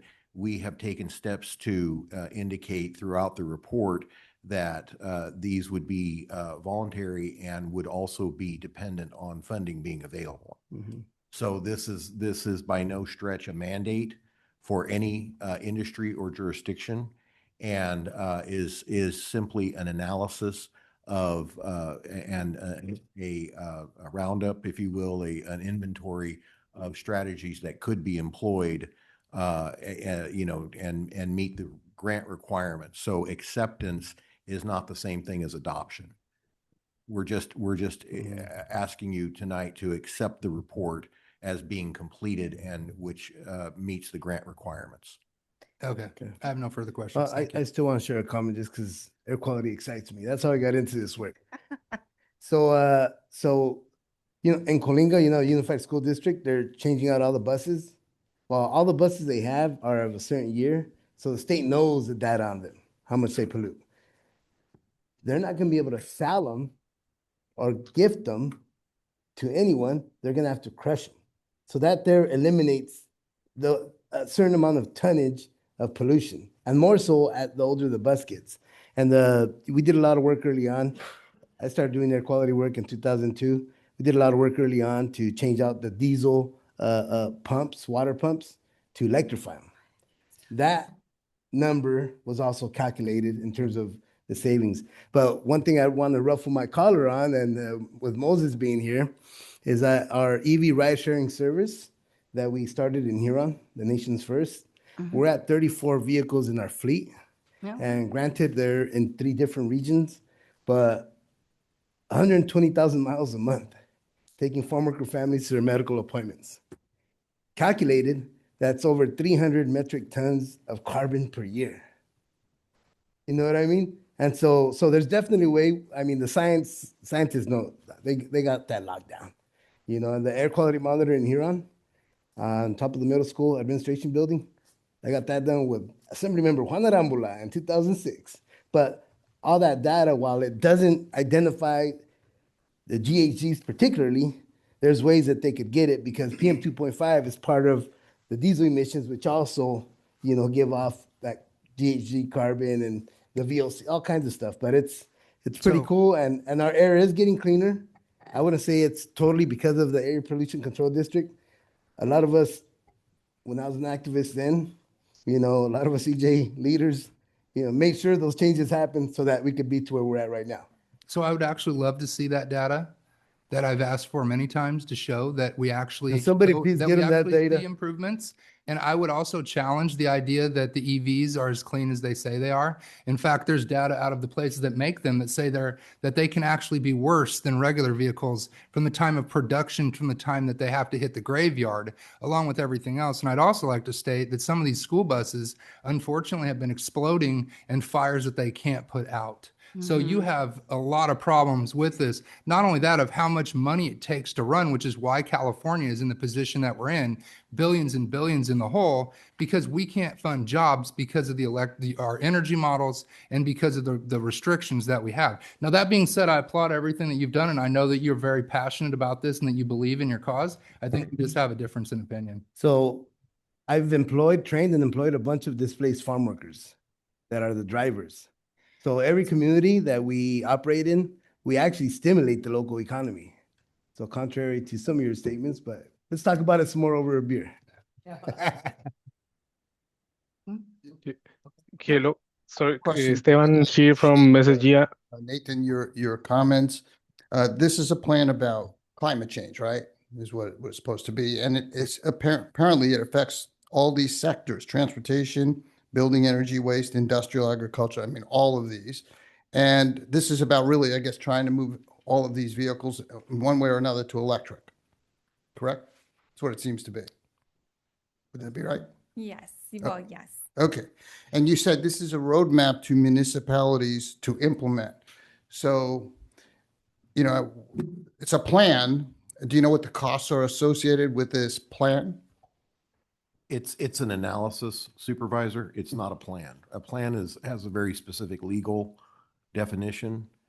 And so I do want to identify that this is an analysis. Well, it says transportation accelerate zero emission personal vehicles and implementation, the EV readiness plan. Supervisor Bedville, if I could address some of your comments, and I'll also address some of Mayor Vosberg's at the same time. I think Mayor Vosberg, you were jumping ahead a bit in the agenda. We will talk about the SES, or we'll talk about this region specifically and enacting some of those transportation strategies. But to Robert's point, this is an analysis, and we made sure to call it that because we don't understand those implications yet. But the last phase of this specific project is a status report. And during the status report, at that time, we'll find out if any of these strategies we've identified are implementable, feasible, and how they would be tailored to each specific city. Additionally, in the appendices of this specific plan analysis, we have identified the greenhouse gas emissions for each city, correct? Yes. So Mayor Vosberg, you can go back and look at Coalinga specifically. And so although, yeah, we're advising the advancement of EV implementation, we won't really know until we finish the status report, which is what we will finish by 2027. Yeah, the concern I have is, Governor Newsom had he was going to convert every vehicle to electric, and that got turned down, and that had all kinds of implications for it. This feels a little like it's a strategy right now, but roadmap to municipalities to implement is where this is headed. Usually that can potentially mean mandates. And, you say no, but government likes to mandate, especially the state likes to tell cities how to operate. We know that the governor likes to or wants to move everything to EV. This strategy, as opposed to plan, is about moving everything to electric, right? Well, luckily for you, Fresno COG has no authority over implementation. I understand. But we are advising our cities I got it. by the state and the previous federal administration that originated this program, right?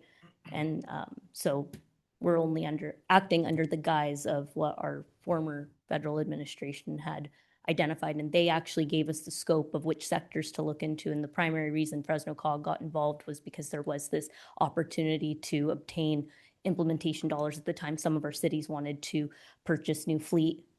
And so that's why we even, that was the main reason we even got involved in the first place. And we didn't want to turn away $1 million to also create climate action plans for all of our cities, because soon, like the state, they're mandating that all of your general plans also include a climate action component. So this kind of checks the box for cities. We're only, as a regional entity, our only job is to advise and support our member agencies. And that's what we're doing by producing this. I understand. What you're saying is it's an innocuous strategy or plan. I understand that, but analysis, plan, strategy.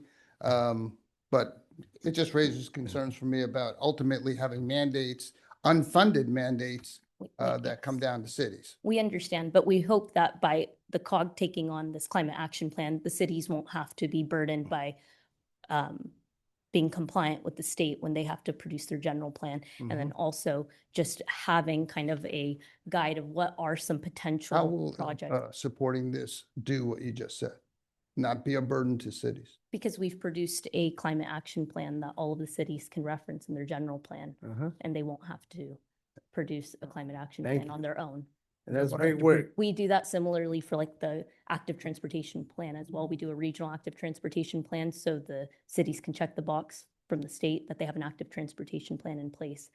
So I understand your concerns. I'm not trying to say you aren't raising concerns that we aren't, that we're unaware of. And I'm not trying to dismiss any of your concerns and the issues you're raising. I'm just saying we're really trying to set a neutral perspective from a regional standpoint.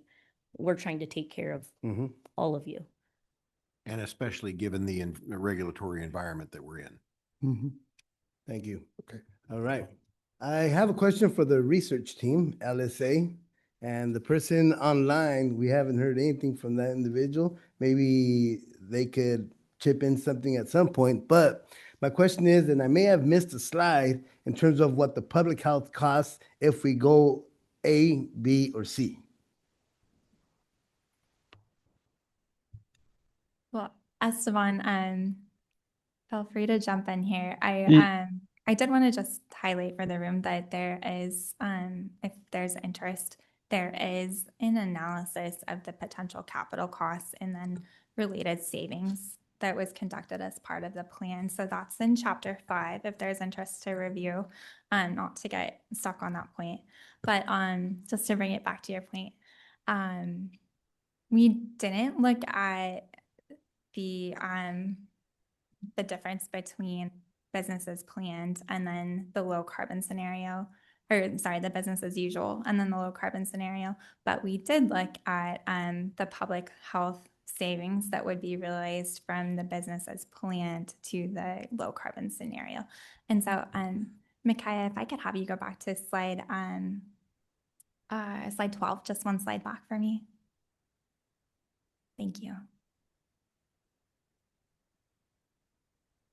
And so on this slide, it was $121 million in annual health benefits in dollars related to health-related indicators in the low-carbon scenario implementation. So that's the difference between that business as planned, assuming things kind of continue with everything being achieved that's on the books right now, $121 million, and that's annually.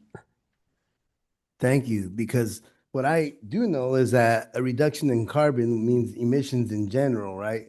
And that means also reduction in criteria on pollutants, including volatile organic compounds, perhaps sulfuric oxides, particulate matter 2.5, which is some of the worst stuff because it trespasses all of our natural, defenses, and cardiovascular disease, heart attacks. It's something that happens a lot in the San Joaquin Valley, being one of the most contaminated air basins in the nation. So that's good that we are doing this study and this analysis. Last year, one of the months, and last year, I don't know where we're at right now, but Huron had the highest asthma rates for adults. That's because of emissions. During certain seasons, we have a great deal of heavy-duty diesel traffic and a lot of PM10 because the mud from the outside comes through, and who knows what's in that mud. Multiple layers of many things that are carbon-based, right? Petroleum-based, better said. And so I think it's good having the data. It's not good being ignorant. It's good knowing what's going on to know what you got to do. And I applaud this information, but I think every study that has to do with air quality or emissions or even economy should always attach the cost to public health. Right? Because the reason why I got into this work is because in the early 2000s, the San Joaquin Valley, the Latino children asthma rates were skyrocketing. That's why I got into the work, So I think it's critical, it's important and necessary that we know this information so that then we could take back and each of our cities determine what we're going to do.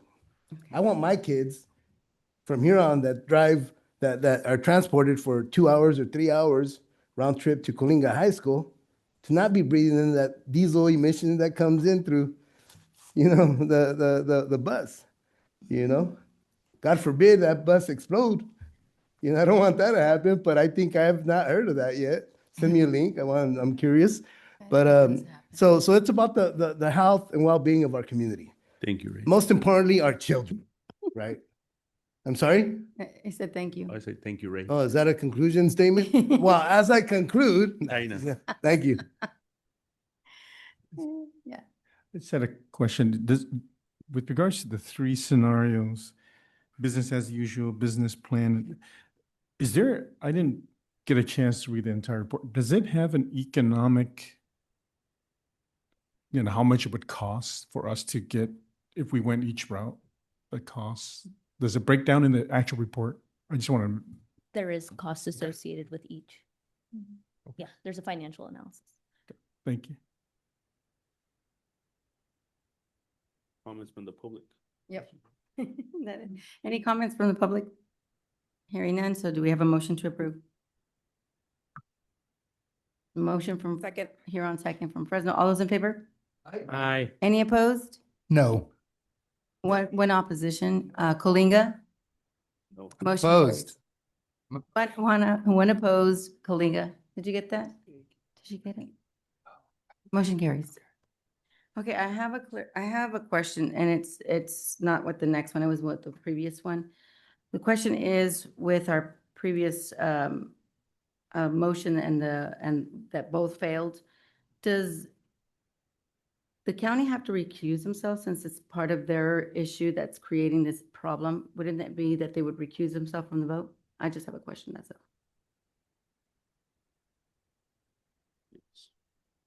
I'm thinking. No, that's not the same as a lawyer conflict. A lawyer's conflict is an ethical duty that's different than public entities. So no. But it's coming from the directive of the No, county. and all the county has done is say, look into this. That's all it's been. Okay. If there were litigation, it might be different. Yeah, but here's a follow-up question to that. If your office was representing this board, so shouldn't the county seek outside legal counsel to say, go and investigate? Since you were also sitting and advising in many of these items in the agenda? Yeah, that's just a question. We'll consider it. Yeah, okay. That's so- not a conversation for here, though. Okay, so then what you can do, can you please look into that and see what There we go. the legalities of that is? And that way we can make sure for the next time. There we Will go. do. Okay, thank you. Yeah, right. because your office it was part of advising us in many of these decisions, so now you're gonna be investigating that? Do you guys want me to vote? No, we don't want any vote. I know. We're good. We pretty don't need, obvious. we don't need the Well, vote. We don't need the vote. So it still be resolved. Hold on, Supervisor. Yeah, so, yeah, we'll see. Anyways, so we can move on to the next item, and the next item will be, again, the Measure C funding cycle. Summer? Yes. Do themselves. Thank you. I'll keep this brief. This is the Measure C Transit-Oriented Development for Transit-Oriented Development Program, Cycle 14. This is just to alert you all that the call for projects opened on January 9th. Your staff has been notified, and the call for projects will close on March 4th. And the main premise of the TOD program is it's closing on March 3rd, and there's about $1.4 million available this cycle. And the main goal of the program is to fund both capital improvement, planning, and housing incentive programs. And that concludes my presentation. This is an information item. Thank you. Any questions? Any from the public? Hearing none, we can move on to the next item, and that is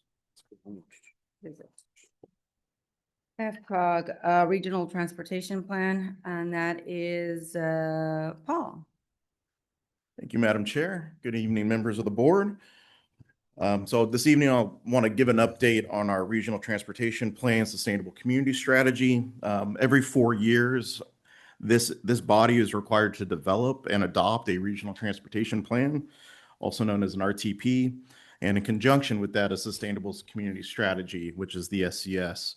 The RTP is the federal requirement and the SCS is the state requirement. As part of that, we are in the process of taking several steps to update this plan. It will be scheduled to be finalized this year in 2026. As part of that, we're selecting a preferred scenario that is the next step in the process. So right now, we are meeting with several committees of this body, including our SCS subcommittee, the RTP roundtable, and then eventually it will come to the TTC and the PAC and this board. We're anticipating in March that will occur. So as part of that, there will be several scenarios that are presented to the subcommittees as well as this body. It will lay out different funding scenarios, different projects as tied to those funding scenarios. At this point, we are projecting all those scenarios as being able to meet our greenhouse gas reduction target of 13%. That's the SCS component of the RTP SCS, the state requirement. And so we will be presenting these scenarios to, like I said, all of your subcommittees and this body over the next couple of months, as well as going out to the public and as well as developing a survey to get input on that scenario selection process. So again, we've been working on modeling for several months now. We have had some concerns that the modeling was going to show that we weren't going to be able to make our targets, but we have been updating our model in accordance with getting more data. The original problem was that we were looking at a pre-COVID model update, which was not incorporating a lot of the telecommute and other kind of GHG reducing projects and activities that would help us in our region achieve the target. And so we did delay the process in order to get more of that telecommute data, that work from home data, and that has helped us get to, at this point, the target. We're still in the process of doing the modeling, so it's not solidified at this point, but we wanted to provide an update to this body to let you know that over the next couple of months, you're going to see activity regarding the RTP SCS, and we will ask this body to make a selection of a preferred scenario in order to move forward with approving our RTP, which is the place where all of our federal and state funds flow through. And so we do need an approved RTP SCS in order to receive state and federal dollars. We are working with LSA as well on this effort. They are going to do the environmental impact report for the RTP SCS. So you'll be seeing them as well. They will present on the EIR once that is completed. That's looking like it'll be done around June of this year. And then we anticipate bringing you the final RTP, if everything goes to plan, sometime in August. And that would then be approved in the fall so that all of our jurisdictions have a completed RTP and they can receive state and federal funds in accordance with that process. This is just an update to give you an understanding of where we're at as a staff. You'll be seeing more work coming out of this effort again over the next couple months as we move forward in selecting a preferred scenario. With that, I'm open to take any questions that you may have. Thank you. I had a question, Paul. On this, how involved are our cities? Because a lot of land use is us. Yep. And so does it restrict the potential planning? Meaning like we're doing a general plan update now. Or does it take into whatever we plan as individual cities and you just study what we have? Yeah, so COG is not a land use authority body, but your jurisdictions are. So we have to use your general plans in the development of the RTP SCS. So yeah, your bodies set the general plans. We take what you have for your different zoning and your residential and employment. We feed that into our model, and then we layer the projects on top of that to get an understanding of how the network works and if we're going to be able to reduce our greenhouse gas emissions over the next 20 years, 30 years. And if it doesn't, do you then tell us to go too much building, too much that, or no? Because our stuff gets into you get a number. Your number's based on what we have. Do you then kind of say, hey, Clovis, cut this out, cut that out? Or how do you resolve it if it's over we don't reduce it by 13%. Yeah, that is a what- challenge that Okay. the state has thought through. There is a thing called an alternative planning strategy in APS. Now, it hasn't had to happen yet in California. There's been a few times where it was a potential, but it did not happen. Essentially, what happens is we work with the state in developing alternative transportation projects that that are unconstrained fiscally, so it's an understanding of, okay, what projects could we advance to help get to that target with the knowledge that the funding, we don't know, right? It's a 20-year plan. So it may or may not happen, but it's just trying to understand what it would take to get to that number in terms of transportation projects. But yeah, the land use side of it, we take your general plans. We do not have any authority to modify your general plans. No, I mean, Supervisor Butterfield said it clearly earlier, like, it's only a study now, but then if we don't make it, someone's gonna tell us to comply, Well, to reach it. And you're saying it's not you, but maybe it's the Yeah, state. And so that's the worry that we have. For the RTPS, yes, it is used in getting state and federal grants, right? So Mhm. you have to have an adopted SCS, and that's kind of what the state has in their ability to enforce it, right? Is we've got programs, they have grant programs that if you don't have a compliant SCS, you cannot apply for those state dollars. And so that's kind of the thing they have, the lever they have is to try to kind of Carrot and the stick. Yeah, to help enact those policies, they tie it to their grant programs. And so that's why we have to go through this analysis. Thank you. Yeah. Right? Oh, there you go. I'm all looking over there. It's done. So RTP, this isn't the federal RTP. We gotta do it every few, it is. It is. Okay, so do we still have the EJ task force that kicks in?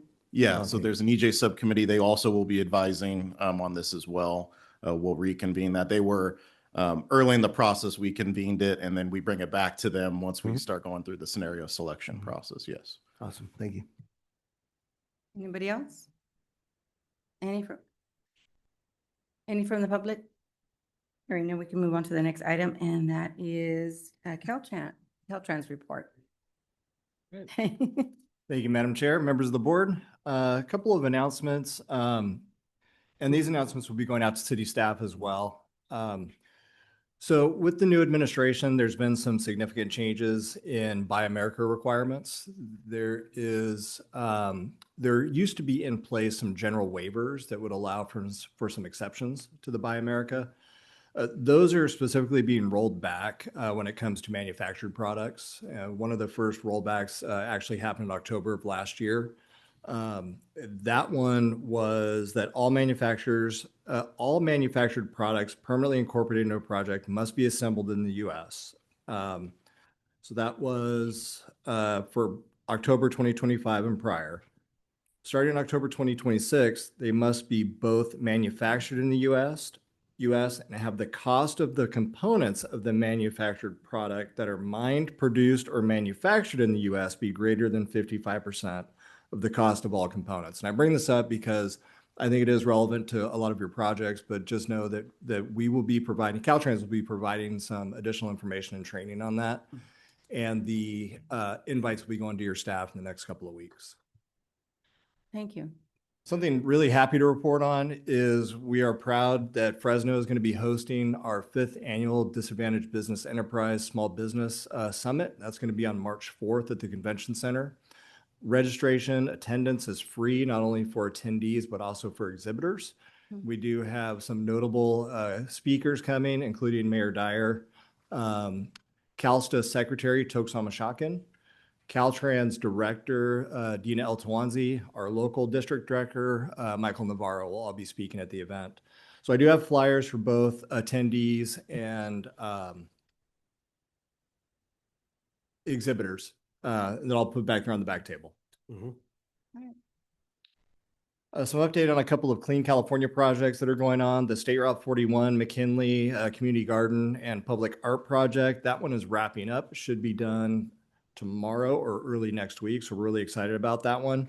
The city was able to successfully implement the maintenance agreement, the city of Fresno, back on January 15th. So that one is just about done. We've got another Clean California project at Tulare Avenue and Divisadero Interchange. That one was supposed to be done in December, but due to weather, there's a sculpture that's being installed that's been delayed until February. Couple of quick updates on capital projects. The Dickinson Roundabout project, we're on schedule to begin construction on that one in the fall of this year. The contract will be awarded in February, but there's a 6-month delayed start due to some utility relocations, including with the irrigation district. Excelsior Expressway, that one is on target to begin construction midsummer of this year as well. That one also has a delayed start of about 4 months due to utilities as well.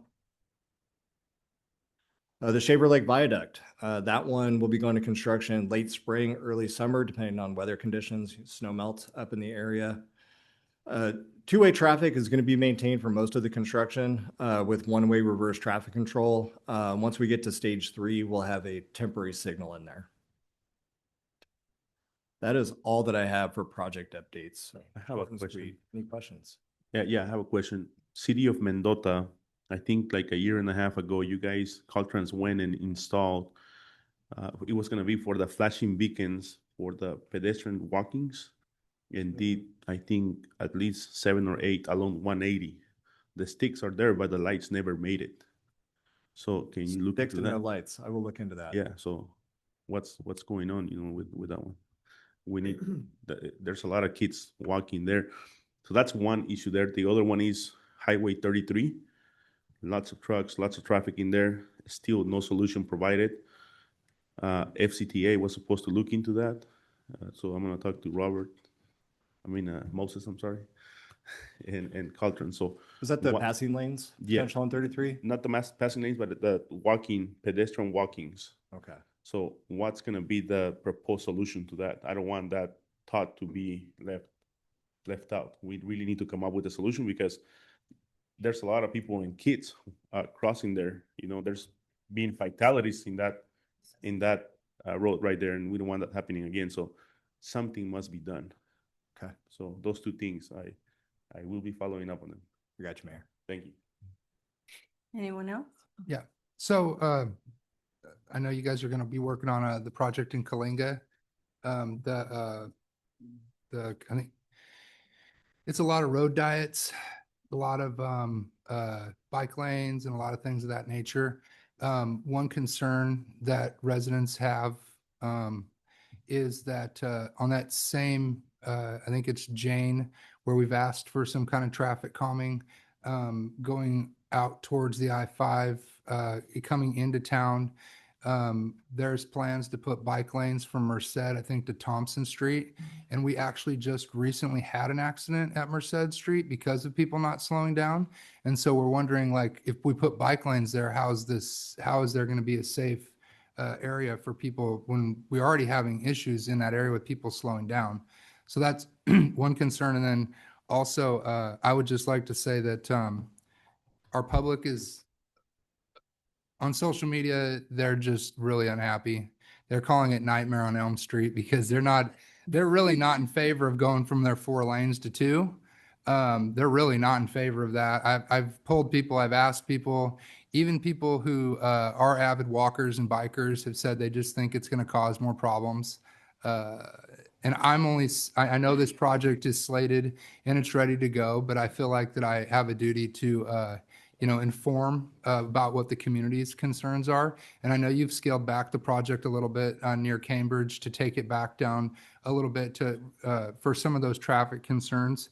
There's probably mixed opinions when it comes to the downtown area because a lot of people, that is an area where we would like to see some businesses flourish and slowing down traffic. And, all that being said, the traffic calming via the lane diet probably will have a positive effect on people going, too fast. Mm-hmm. And so I think that there's, the population that has the opinions that can be right at the same time.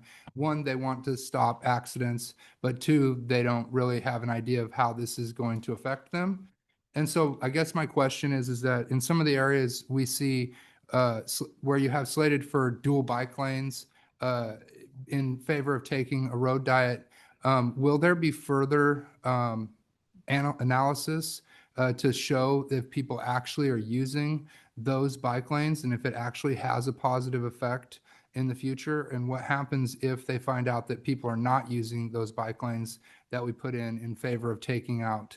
Because that's kind of the concerns of people. They're saying Coalinga specifically, 110 degrees in the summertime, people aren't using bike lanes. They're going to be in their cars, and now it's going to be a slower path. Now, that may be a good thing for public safety, but for the persona of the public, they may see that this is just going to take them a lot longer, and then they will use other roads that are less traveled now, and they may even go quicker on those other roads because they're trying to beat the timer. So I guess my question is, do you guys do a further analysis once these things are done? No. No. Okay. I guess the opportunity would always be there, and we probably could, but as far as I know, we don't. I will definitely let the project manager know your concerns, but it sounds to me like we want to go fast, but we want to be safe at the same time. There it is. There it is. And that's, I think that you hit the nail on the head. And that is what it is. I mean, everyone wants their kids, when it comes down to it, no one wants their kid to be hit by a car. And no one when we do want to expand, walking for people who wants to do it. But at the same time, people want to go quick. And I think you guys have done a good job at addressing some of those concerns.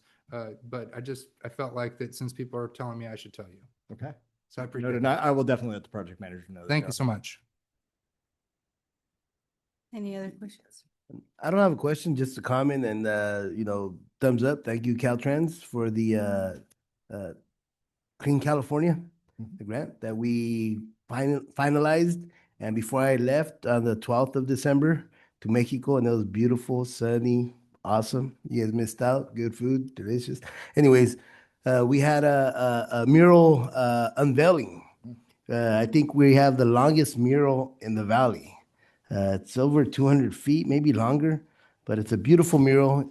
The story of Huron, and it begins with the creation story of the Tachi Yoku, which I think is really a solid nod in terms of recognizing where we're at, right?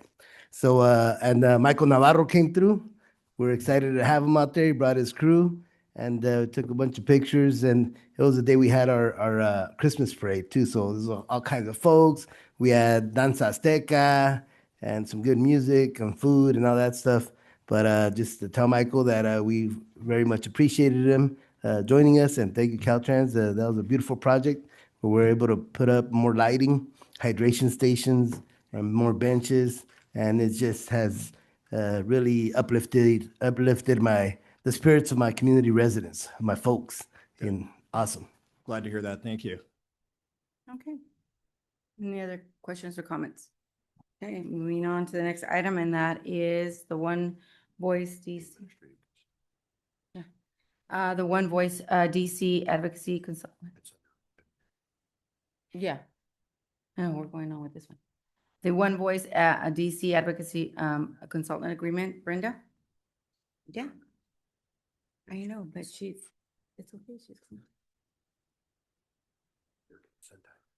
You don't want to talk about it? No. Okay, you don't want to talk about it? No, those two were consent items. I know, but you don't want to talk about it. Okay, you don't want to talk about it. Never mind. He doesn't want to talk. Let's just, is there anybody from the board that would like to discuss any consent items, which is One Voice DC Advocacy Consultant Agreement and the San Joaquin Valley Regional Policy Council State Advocacy Contract? Anybody? Nope. Any from the public? Okay, having them, do we have a motion to approve?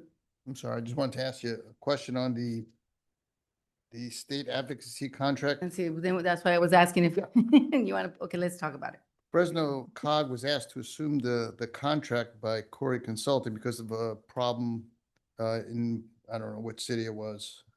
Sacramento, So- Stockton. Stockton. So Wasn't it Stockton? No, it was an issue with the Stanislaus Council of Government, so Modesto. Oh, so it's Modesto. So they've asked us to assume, could you delineate a little bit more in the cost for this? Okay, so the Fresno COG participates in what's known as the San Joaquin Valley Regional Policy Council, which is an advisory body consisting of elected officials of all 8 COGs within the San Joaquin Valley, and then the APCD, Air Pollution Control District, and the San Joaquin Valley Regional Rail Commission are also members. So there's a total of 10 members. and they work cooperatively on areas where they can agree. So we file, for example, there's a common chapter for the valley in the regional transportation plan, and there are air quality conformity coordination work that goes on. But probably the most visible of all these activities is advocacy at the federal and state levels. Each, or at least there are 3 of the 8 COGs that hold contracts on behalf of the entire valley. Fresno COG holds the contract currently for the valley-wide coordinator, the administrative consultant who handles the agendas and everything for the San Joaquin Valley Policy Council, as well as for the COG Directors Group that supports the Policy Council. What's gone on here is that we also have 2 lobbying contracts on a valley-wide basis, one for federal lobbying, one for state, both of which are administered through the Stanislaus Council of Governments right now. In summer of 2025, the StanCog director was called out as part of a grand jury report and was summarily fired shortly after that. The San Joaquin Valley Policy Council thought it was best to move those contracts away from StanCog. Fresno COG was approached to to take on the state advocacy contract. So it's a 3-year contract. There's about $195,300 that remains on it, but that is divided among all 10 agencies. Okay, thank you. Yeah. So might as well. Right. We're effectively serving as a fiscal agent, much as we did for REAP. And again, we do this also for the Valley-wide coordinator. You know, if you remember Michael Segala, when he was serving in that role, we held his contract, and then we bill the other COGs, the APCD and the Rail Commission for those services. Did you want to explain the other one as well, so we can just vote on it together? I can if you like. Oh, come on. Okay, so so item A has to do with the One Voice, specifically the One Voice advocacy trip. This is separate and distinct. This is related specifically to Fresno COG's One Voice program, as opposed to the Valley-wide program, which is known as Valley Voice. This contract for Simon or Covino, Smith and Simon is for them to plan and execute the One Voice trip in Washington for our One Voice effort coming up March 22nd. And so this is an annual contract that we enter into specifically for that one trip. This is not an annual, you know, a regular contract that we hold all year long. It is for the 1 week. What was the total cost for that? For which? The One Voice? The contract in this case is 22.5. 22.5 to set up meetings with the elected officials. Is that accurate? And to accompany us for the entire week. Yes, right. It just seems like a lot of money when you can just make phone calls with those reps and they'll set up those meetings. We just did the same thing for basically nothing. That's my only objection. I'm not going to argue with you guys just fine. It just seems like a lot of money for that to me. Yeah, I think that's how long have they been doing this? I'm not sure. I think it's been. Well, it's been off and on, but I mean, it's been going on for better than 17 years. Yeah. Yeah. Yeah. Yeah, and there was an increase this year because we were not billed last year. Yeah. Did you want to address no? Yeah, at the city of Mendota, you know, we tried it like that 1 year. Like, okay, guys, why are we paying this money? And it was incredibly difficult to get a hold of a lot of agencies and put them all together in one thing. These people already have the connections, and it seems like they do it are every able year. to arrange these things a lot easier. But yeah, it's not as easy as it sounds. But I think that 1 year that we did it, I think we got like a 3-minute meeting in the corner outside of the building. Yeah, with no, the rep of the rep of the rep. Did you want to kind of go over a little bit, Brenda, on how it works? Yeah, just for the ones that probably don't I have So not been there. the One Voice consultant actually does quite a bit of work. And as Robert said, he negotiated this price because they didn't bill us last year. So we really got a good deal last year on all the work that they did. But they build on their relationships with everything from the White House to, you know, all the congressional reps, the federal agencies. Monday we start, they're going to go through all of the priorities that have been submitted, which is the next item. That's why I came up. And they're going to go through those. We're going to talk through them in detail. They're going to point out which ones we can help in DC, which ones we can't, which ones, you know, where we would go, what federal agency that would be, or what, you know, should we talk to a congressional rep about that? So they give us advice on everything and fleshing out what meetings to have, what to talk about at each meeting, what our chair says at each meeting. And there's a script.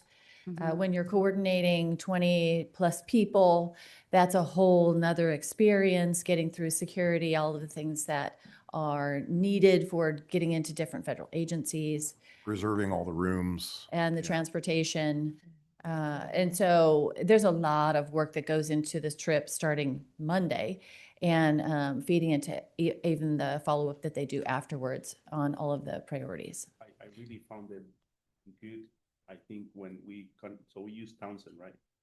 And we were able to focus in what really matters and not in trying to catch a taxi or Uber. We were able to really focus on those meetings and go from one to another one, because some of those meetings go like boom, boom, boom, you know, all day long. And they were able to really help us pivot last year because priorities were submitted with certain focuses based on what we'd been used to. And then we had a change in our federal government and we had to really pivot quickly. Those of you on the trip know that as we went into Department of Transportation, the mayor from Coalinga, I think you helped really refocus that whole discussion so they would listen. Right. And that advice came from Jen Covino and her group. Otherwise, we might have made a mess. Yeah. So anyway, it's been very valuable for us. Since I'm the only one that works on this trip, we would have to pull in a lot more staff if it were, if we did not have Jen's support. Yeah, the thing I like about them is that they actually tell you a little bit of the history of the person that we're going to be, or even just a group of the department. So we don't say something that they're not going to like. So that's why with Nathan, it was really important that he spoke up and said the things that he needed to say, because we say the wrong things, they're not going to want to support any of our stuff that we're presenting. So it's always about knowing the history of the person and what they look at and how they make the decision to consider that project. So that's why it's really important to have those connections with them so that they can guide us through that process, or else we would just be going there blindly and just say whatever and then end up with nothing.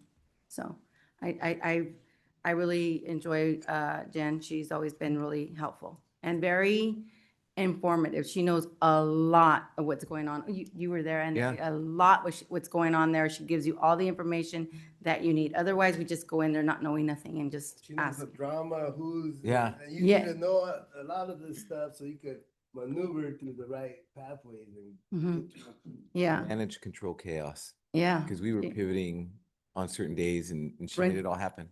Yeah. No, they were amazing. They were amazing and very, very professional at it too. Yes. I support these guys, and I like to motion. Second. Unless anybody else has anything else to say. Okay, so there's a motion and a sec. Oh, any public? There's staff. Yeah. Okay, motion as a motion and a second.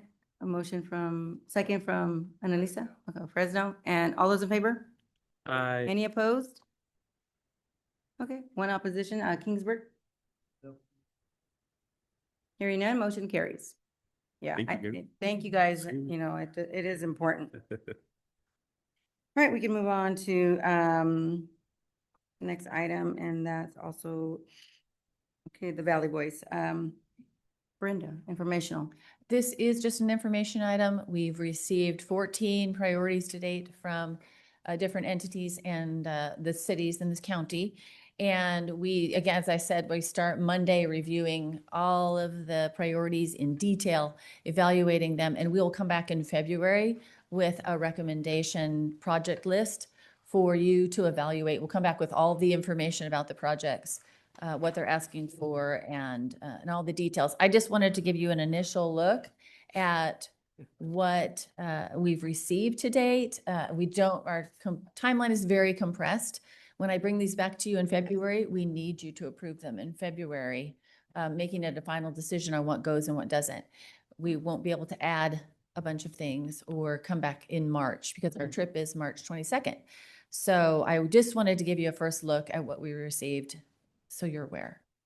That's all. Okay. Now, one question, then maybe I missed it. So I know we go every year, but do we have and we should have, right, successes? And every year we take a list of items. And do we have, in 2014, we got this, in 2019, we got this, in 20. Okay. So it's here? We do. We have a brochure called The Fruits of One Voice. We haven't updated it since we restarted the trip because we took about 3 years off because of COVID. Mhm. And I have not updated it since then. Can you share with us? But I maybe would be whenever you happy have a to. minute? Yeah. I just want to know, okay, this year we're going to go, and next year we're going to hear that we got awarded $10 million for this.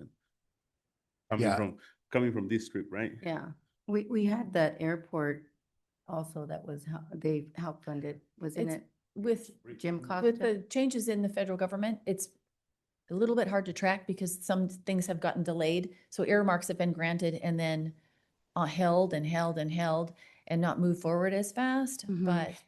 But hey, things have progressed. Mhm. They have been granted even if the money has not been received. Yeah, in 2022, we got $5 million from Mhm. Congressman Duarte, and we still haven't been able to use that money. Wow. It's still up there. They haven't sent it down. They haven't approved it. I mean, it's approved, but it needs to go through all the NEPA and all their federal, processes, and they are not responding. Yeah, and that's because he's no longer there. Everybody's asking me where's the $5 million. Co-chair, you pointed at me and mentioned the bridge. The bridge was an indirect victory from One Voice, right? While the feds didn't fund it, our presence out there and our strong story on the need for the bridge helped us get the attention of the McClatchy newspaper, where in the morning when I went down to the lobby, a lot of the folks, Jerry Dyer, everybody, oh, here comes a famous guy. What are you guys talking about? And in the local news, they had my picture like this. And the story was on our trip, but with a focus on the bridge, the need. And my assembly member who I had had conversations with about it, this was during SB1. And he asked the state, he'd support SB1 because he was on the fence if they were to fund the bridge, the 18 million we needed, which was described in the article, and the compelling story of why we needed the bridge, was in there. And that it was an indirect victory because the feds didn't do nothing. They But you didn't still fund it. got the victory. Yeah, in it. yeah. So, that just goes to show resiliency goes a long way. Yeah, thank you. All right, thank you, Brenda. Now we have, okay, Robert, the Measure C Facilitators Contract Amendment. Amendment number 1. Yeah, thank you, Madam Chair. So we're bringing back to you the Measure C Facilitators contract for an amendment. If you'll recall, this is Mark Kepler who stepped in as the facilitator for the steering committee that worked on the Measure C renewal effort. Back in August, the board originally, the staff originally recommended a $75,000 contract with an expectation that the work at that time would continue through roughly mid-October. That was the timeline at the time. The board chose to reduce that amount to $50,000 with an understanding that it could be brought back if the time was extended or if there were extenuating circumstances. As we now know, the steering committee did not finalize its recommendation until December. In the meantime, Mr. Kepler had said in August that he would track his hours and continue invoicing, going forward, whether it was under or over the $50,000. By the end of December, by the middle of December 13th, he had submitted a total of $95,681 in invoices, which is $681 past the $50,000 contract. So in weighing the initial timeline that assumed that the steering committee would adopt an expenditure plan by mid-October against the board member statements in August, noting that he had had a long involvement with Measure C as a steering committee member in multiple iterations, staff is proposing an amendment that returns the contract to the original $75,000 not to exceed amount. This approach covers an additional $25,000 of the $45,681 overage to recognize Mr. Kepler's time and service to Measure C, while also acknowledging his longstanding interest in the measure as a community service.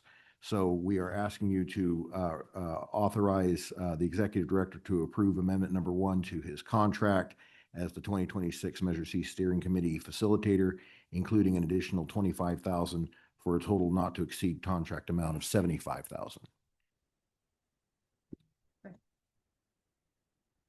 So 75K for 160 hours?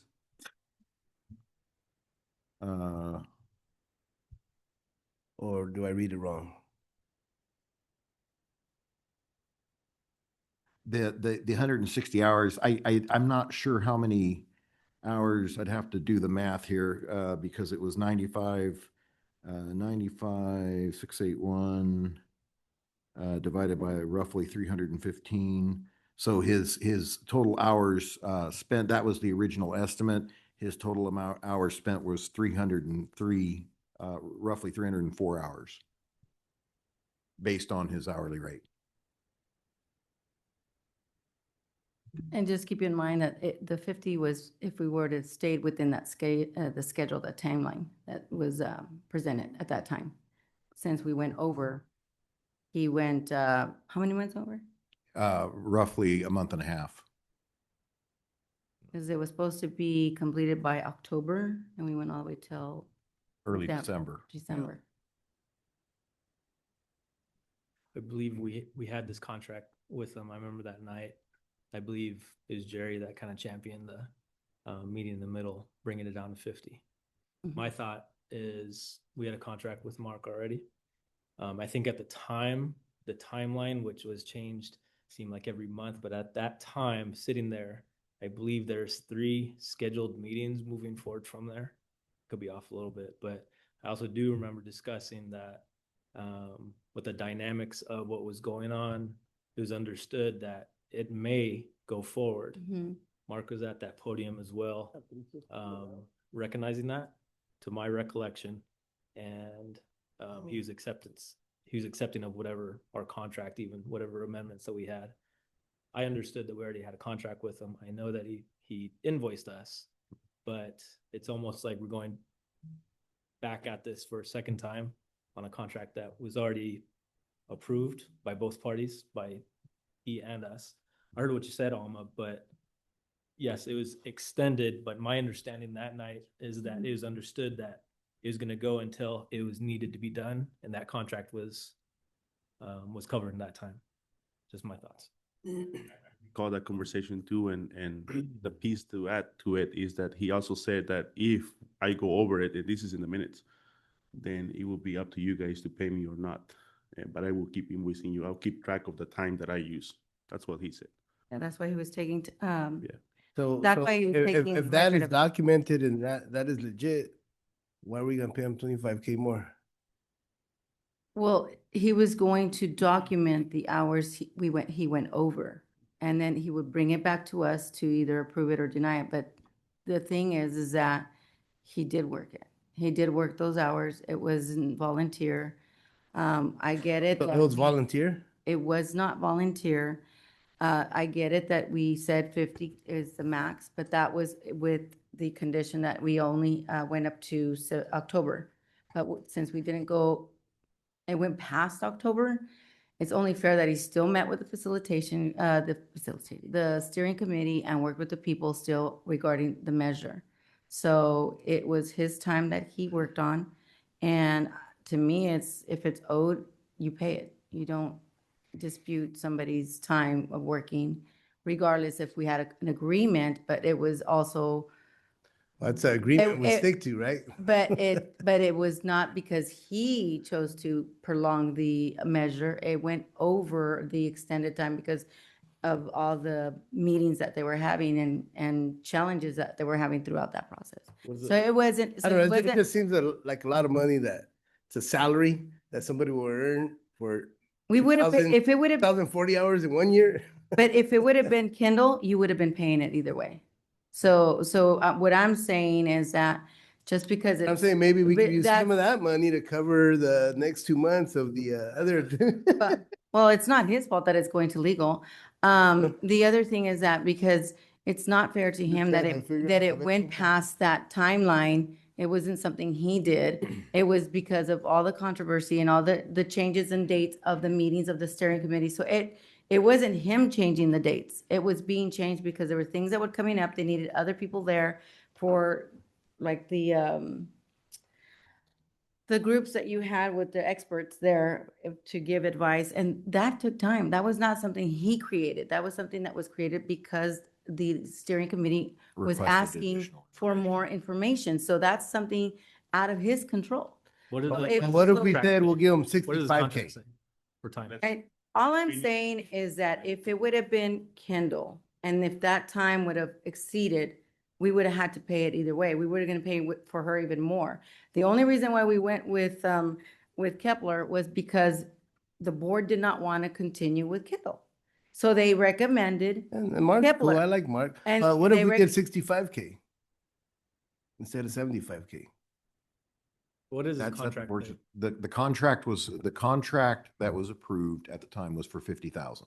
Right, but time, you keep on bringing up time. To my recollection, the contract was until it was completed, the renewal steering committee. And it wasn't completed. But what was it? I understand. What's the language in the contract as far as time? That's my question. I think the timeframe of the contract, our standard contract goes typically to the end of the fiscal year. Madam Chair, I can't remember off the top of my head if it. question.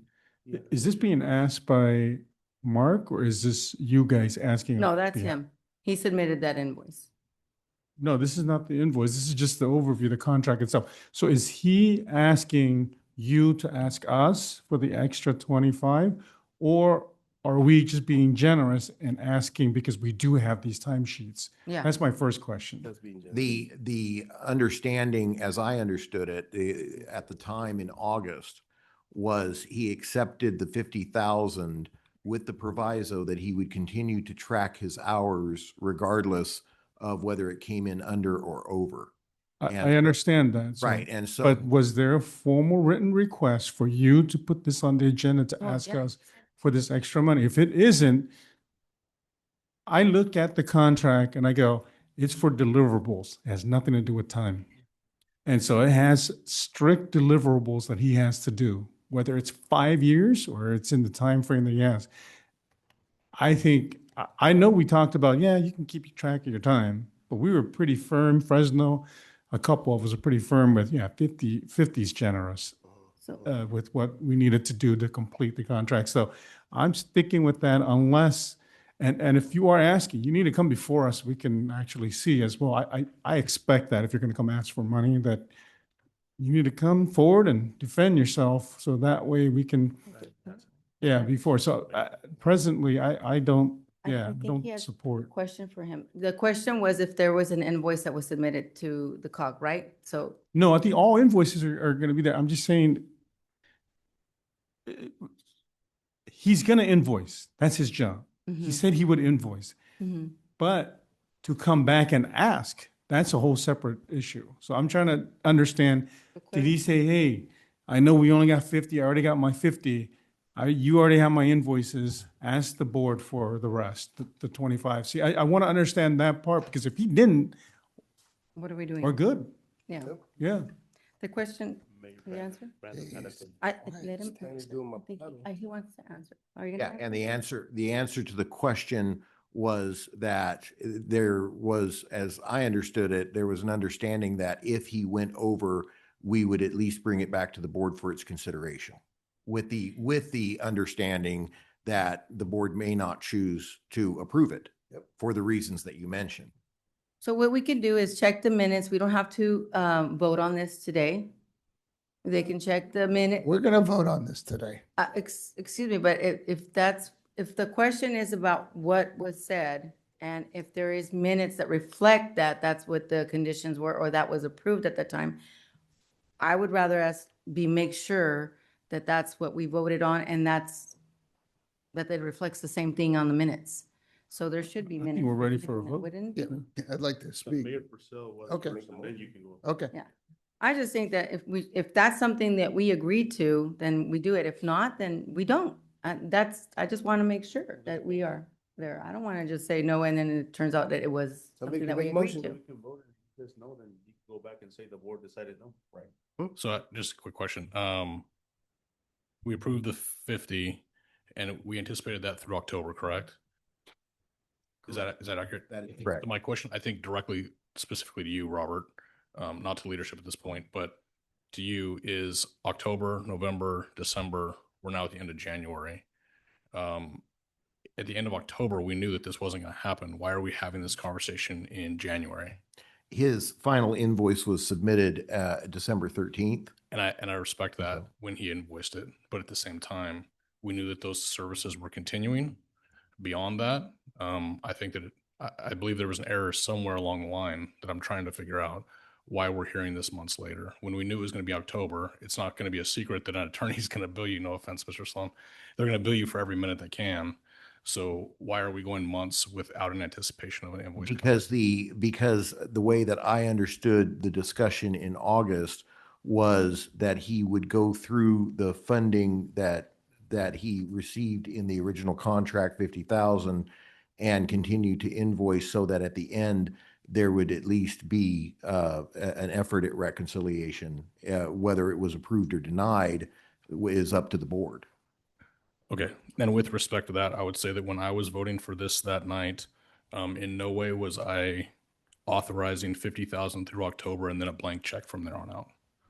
So for me, I'm not going to support that extra money. In total respect to Mr. Kepler's time, I apologize that it went down this way for him, but when I voted for the 50,000, it wasn't a blank check for the remainder. Yeah, I didn't support the 50,000. I could have come up with 10 wonderful people in the community who could have been a facilitator for the steering committee and saved 50,000 or 75 or 95. So I didn't support this. I don't support any additional funds. I think this money frankly is outrageous for running committee meetings and being a facilitator. Is this 50,000 that we gave part of the 925 that has been spent? That is correct. Okay. So in fact, that group did benefit from taxpayer money amongst others. But aside from that, this is a waste of taxpayer money to give any more money. It was a waste of taxpayer money to support $50,000 guaranteed. Many of us could have come up with 10 different people who would have run those meetings. So this is a waste of money. And Mr. Kepler did say, as I recall, exactly what was said before. 50,000, if you want to pay me more, I'll keep records. It's up to you to decide. This body ought to reject this. 50,000 is plenty of dollars to run meetings for several months. Most people would love to have gotten $50,000 to do that and could have done as adequate a job as Mr. Kepler did or did not do. I'd like to make a motion to. Okay, can we, I'm is there making any a other? motion. Yeah, I'm making a I'm motion. just gonna ask everybody else if they already asked any questions. So you're gonna make a motion. No, I'm that's going to make a fine. motion right now. You can't just interrupt me every time So you you want. don't want I me to have the ask floor. others to- No, I want to make a motion. I have the floor. Make the Okay, motion, but make the if there's other motion. comments, If there's other comments. You're interrupting. You can ask for comments after I make my motion. The motion is to leave it at $50,000. Do not pay Mr. Kepler any more money. Okay, so is there any other comments? Okay, hearing none, do we have a second? Okay, roll. I'll second the please. 50,000. Did the 50,000? 50,000 total payment in line with the. So what, okay, No, so you is take there the motion. two That's separate, exactly what that's it is. his motion, or do you want Yes. to add to his No, motion? it's Yeah, that's exactly what it is. Okay, Point of order, just for clarity, just to be clear what we're voting on. Keep it at. Yes, cap it at just up to 50,000. 50,000. Exactly. what he Yes, said. that's the 50,000, that's the motion. So roll call vote, please. City of Clovis. City of Coalinga. Yes. City of Fireball. Yes. City of Fowler, Yes. City of Fresno, Yes. City of Huron, Aye. City of Kerman, Absent. City of Kingsburg, Yes. City of Mendota, City of Parlier, Yes. City of Reedley, Yes. City of Sanger, Absent. City of San Joaquin, Yes. City of Selma, Yes. Fresno County. Yes. Motion carries. Okay. That might have been the first unanimous vote on Measure C right there. The attorneys, the 10,000 that Robert has the authority to go. So, okay, so that's it, I think. Any comments from the board? Actually. All right, meeting, oh, 30-minute comment. a 30-minute comment? I just wanted to say, good to see everybody in the new year, but also coming back to the airport, the international part, beautiful. I don't know if you guys have traveled through it. It's And nice. it's just, you gotta go travel to Mexico and come back so you can see the airport. And we did that. We voted on that, right? Yes. Yay or nay? Yes. Yay or nay? This, That's right. Okay, good. All right, good to see everybody. Adios. Drive safe. all right, meeting adjourned. Great, good job. Thank you. Come to do a Blossom Trail opening if you want. Wish I could. I got something.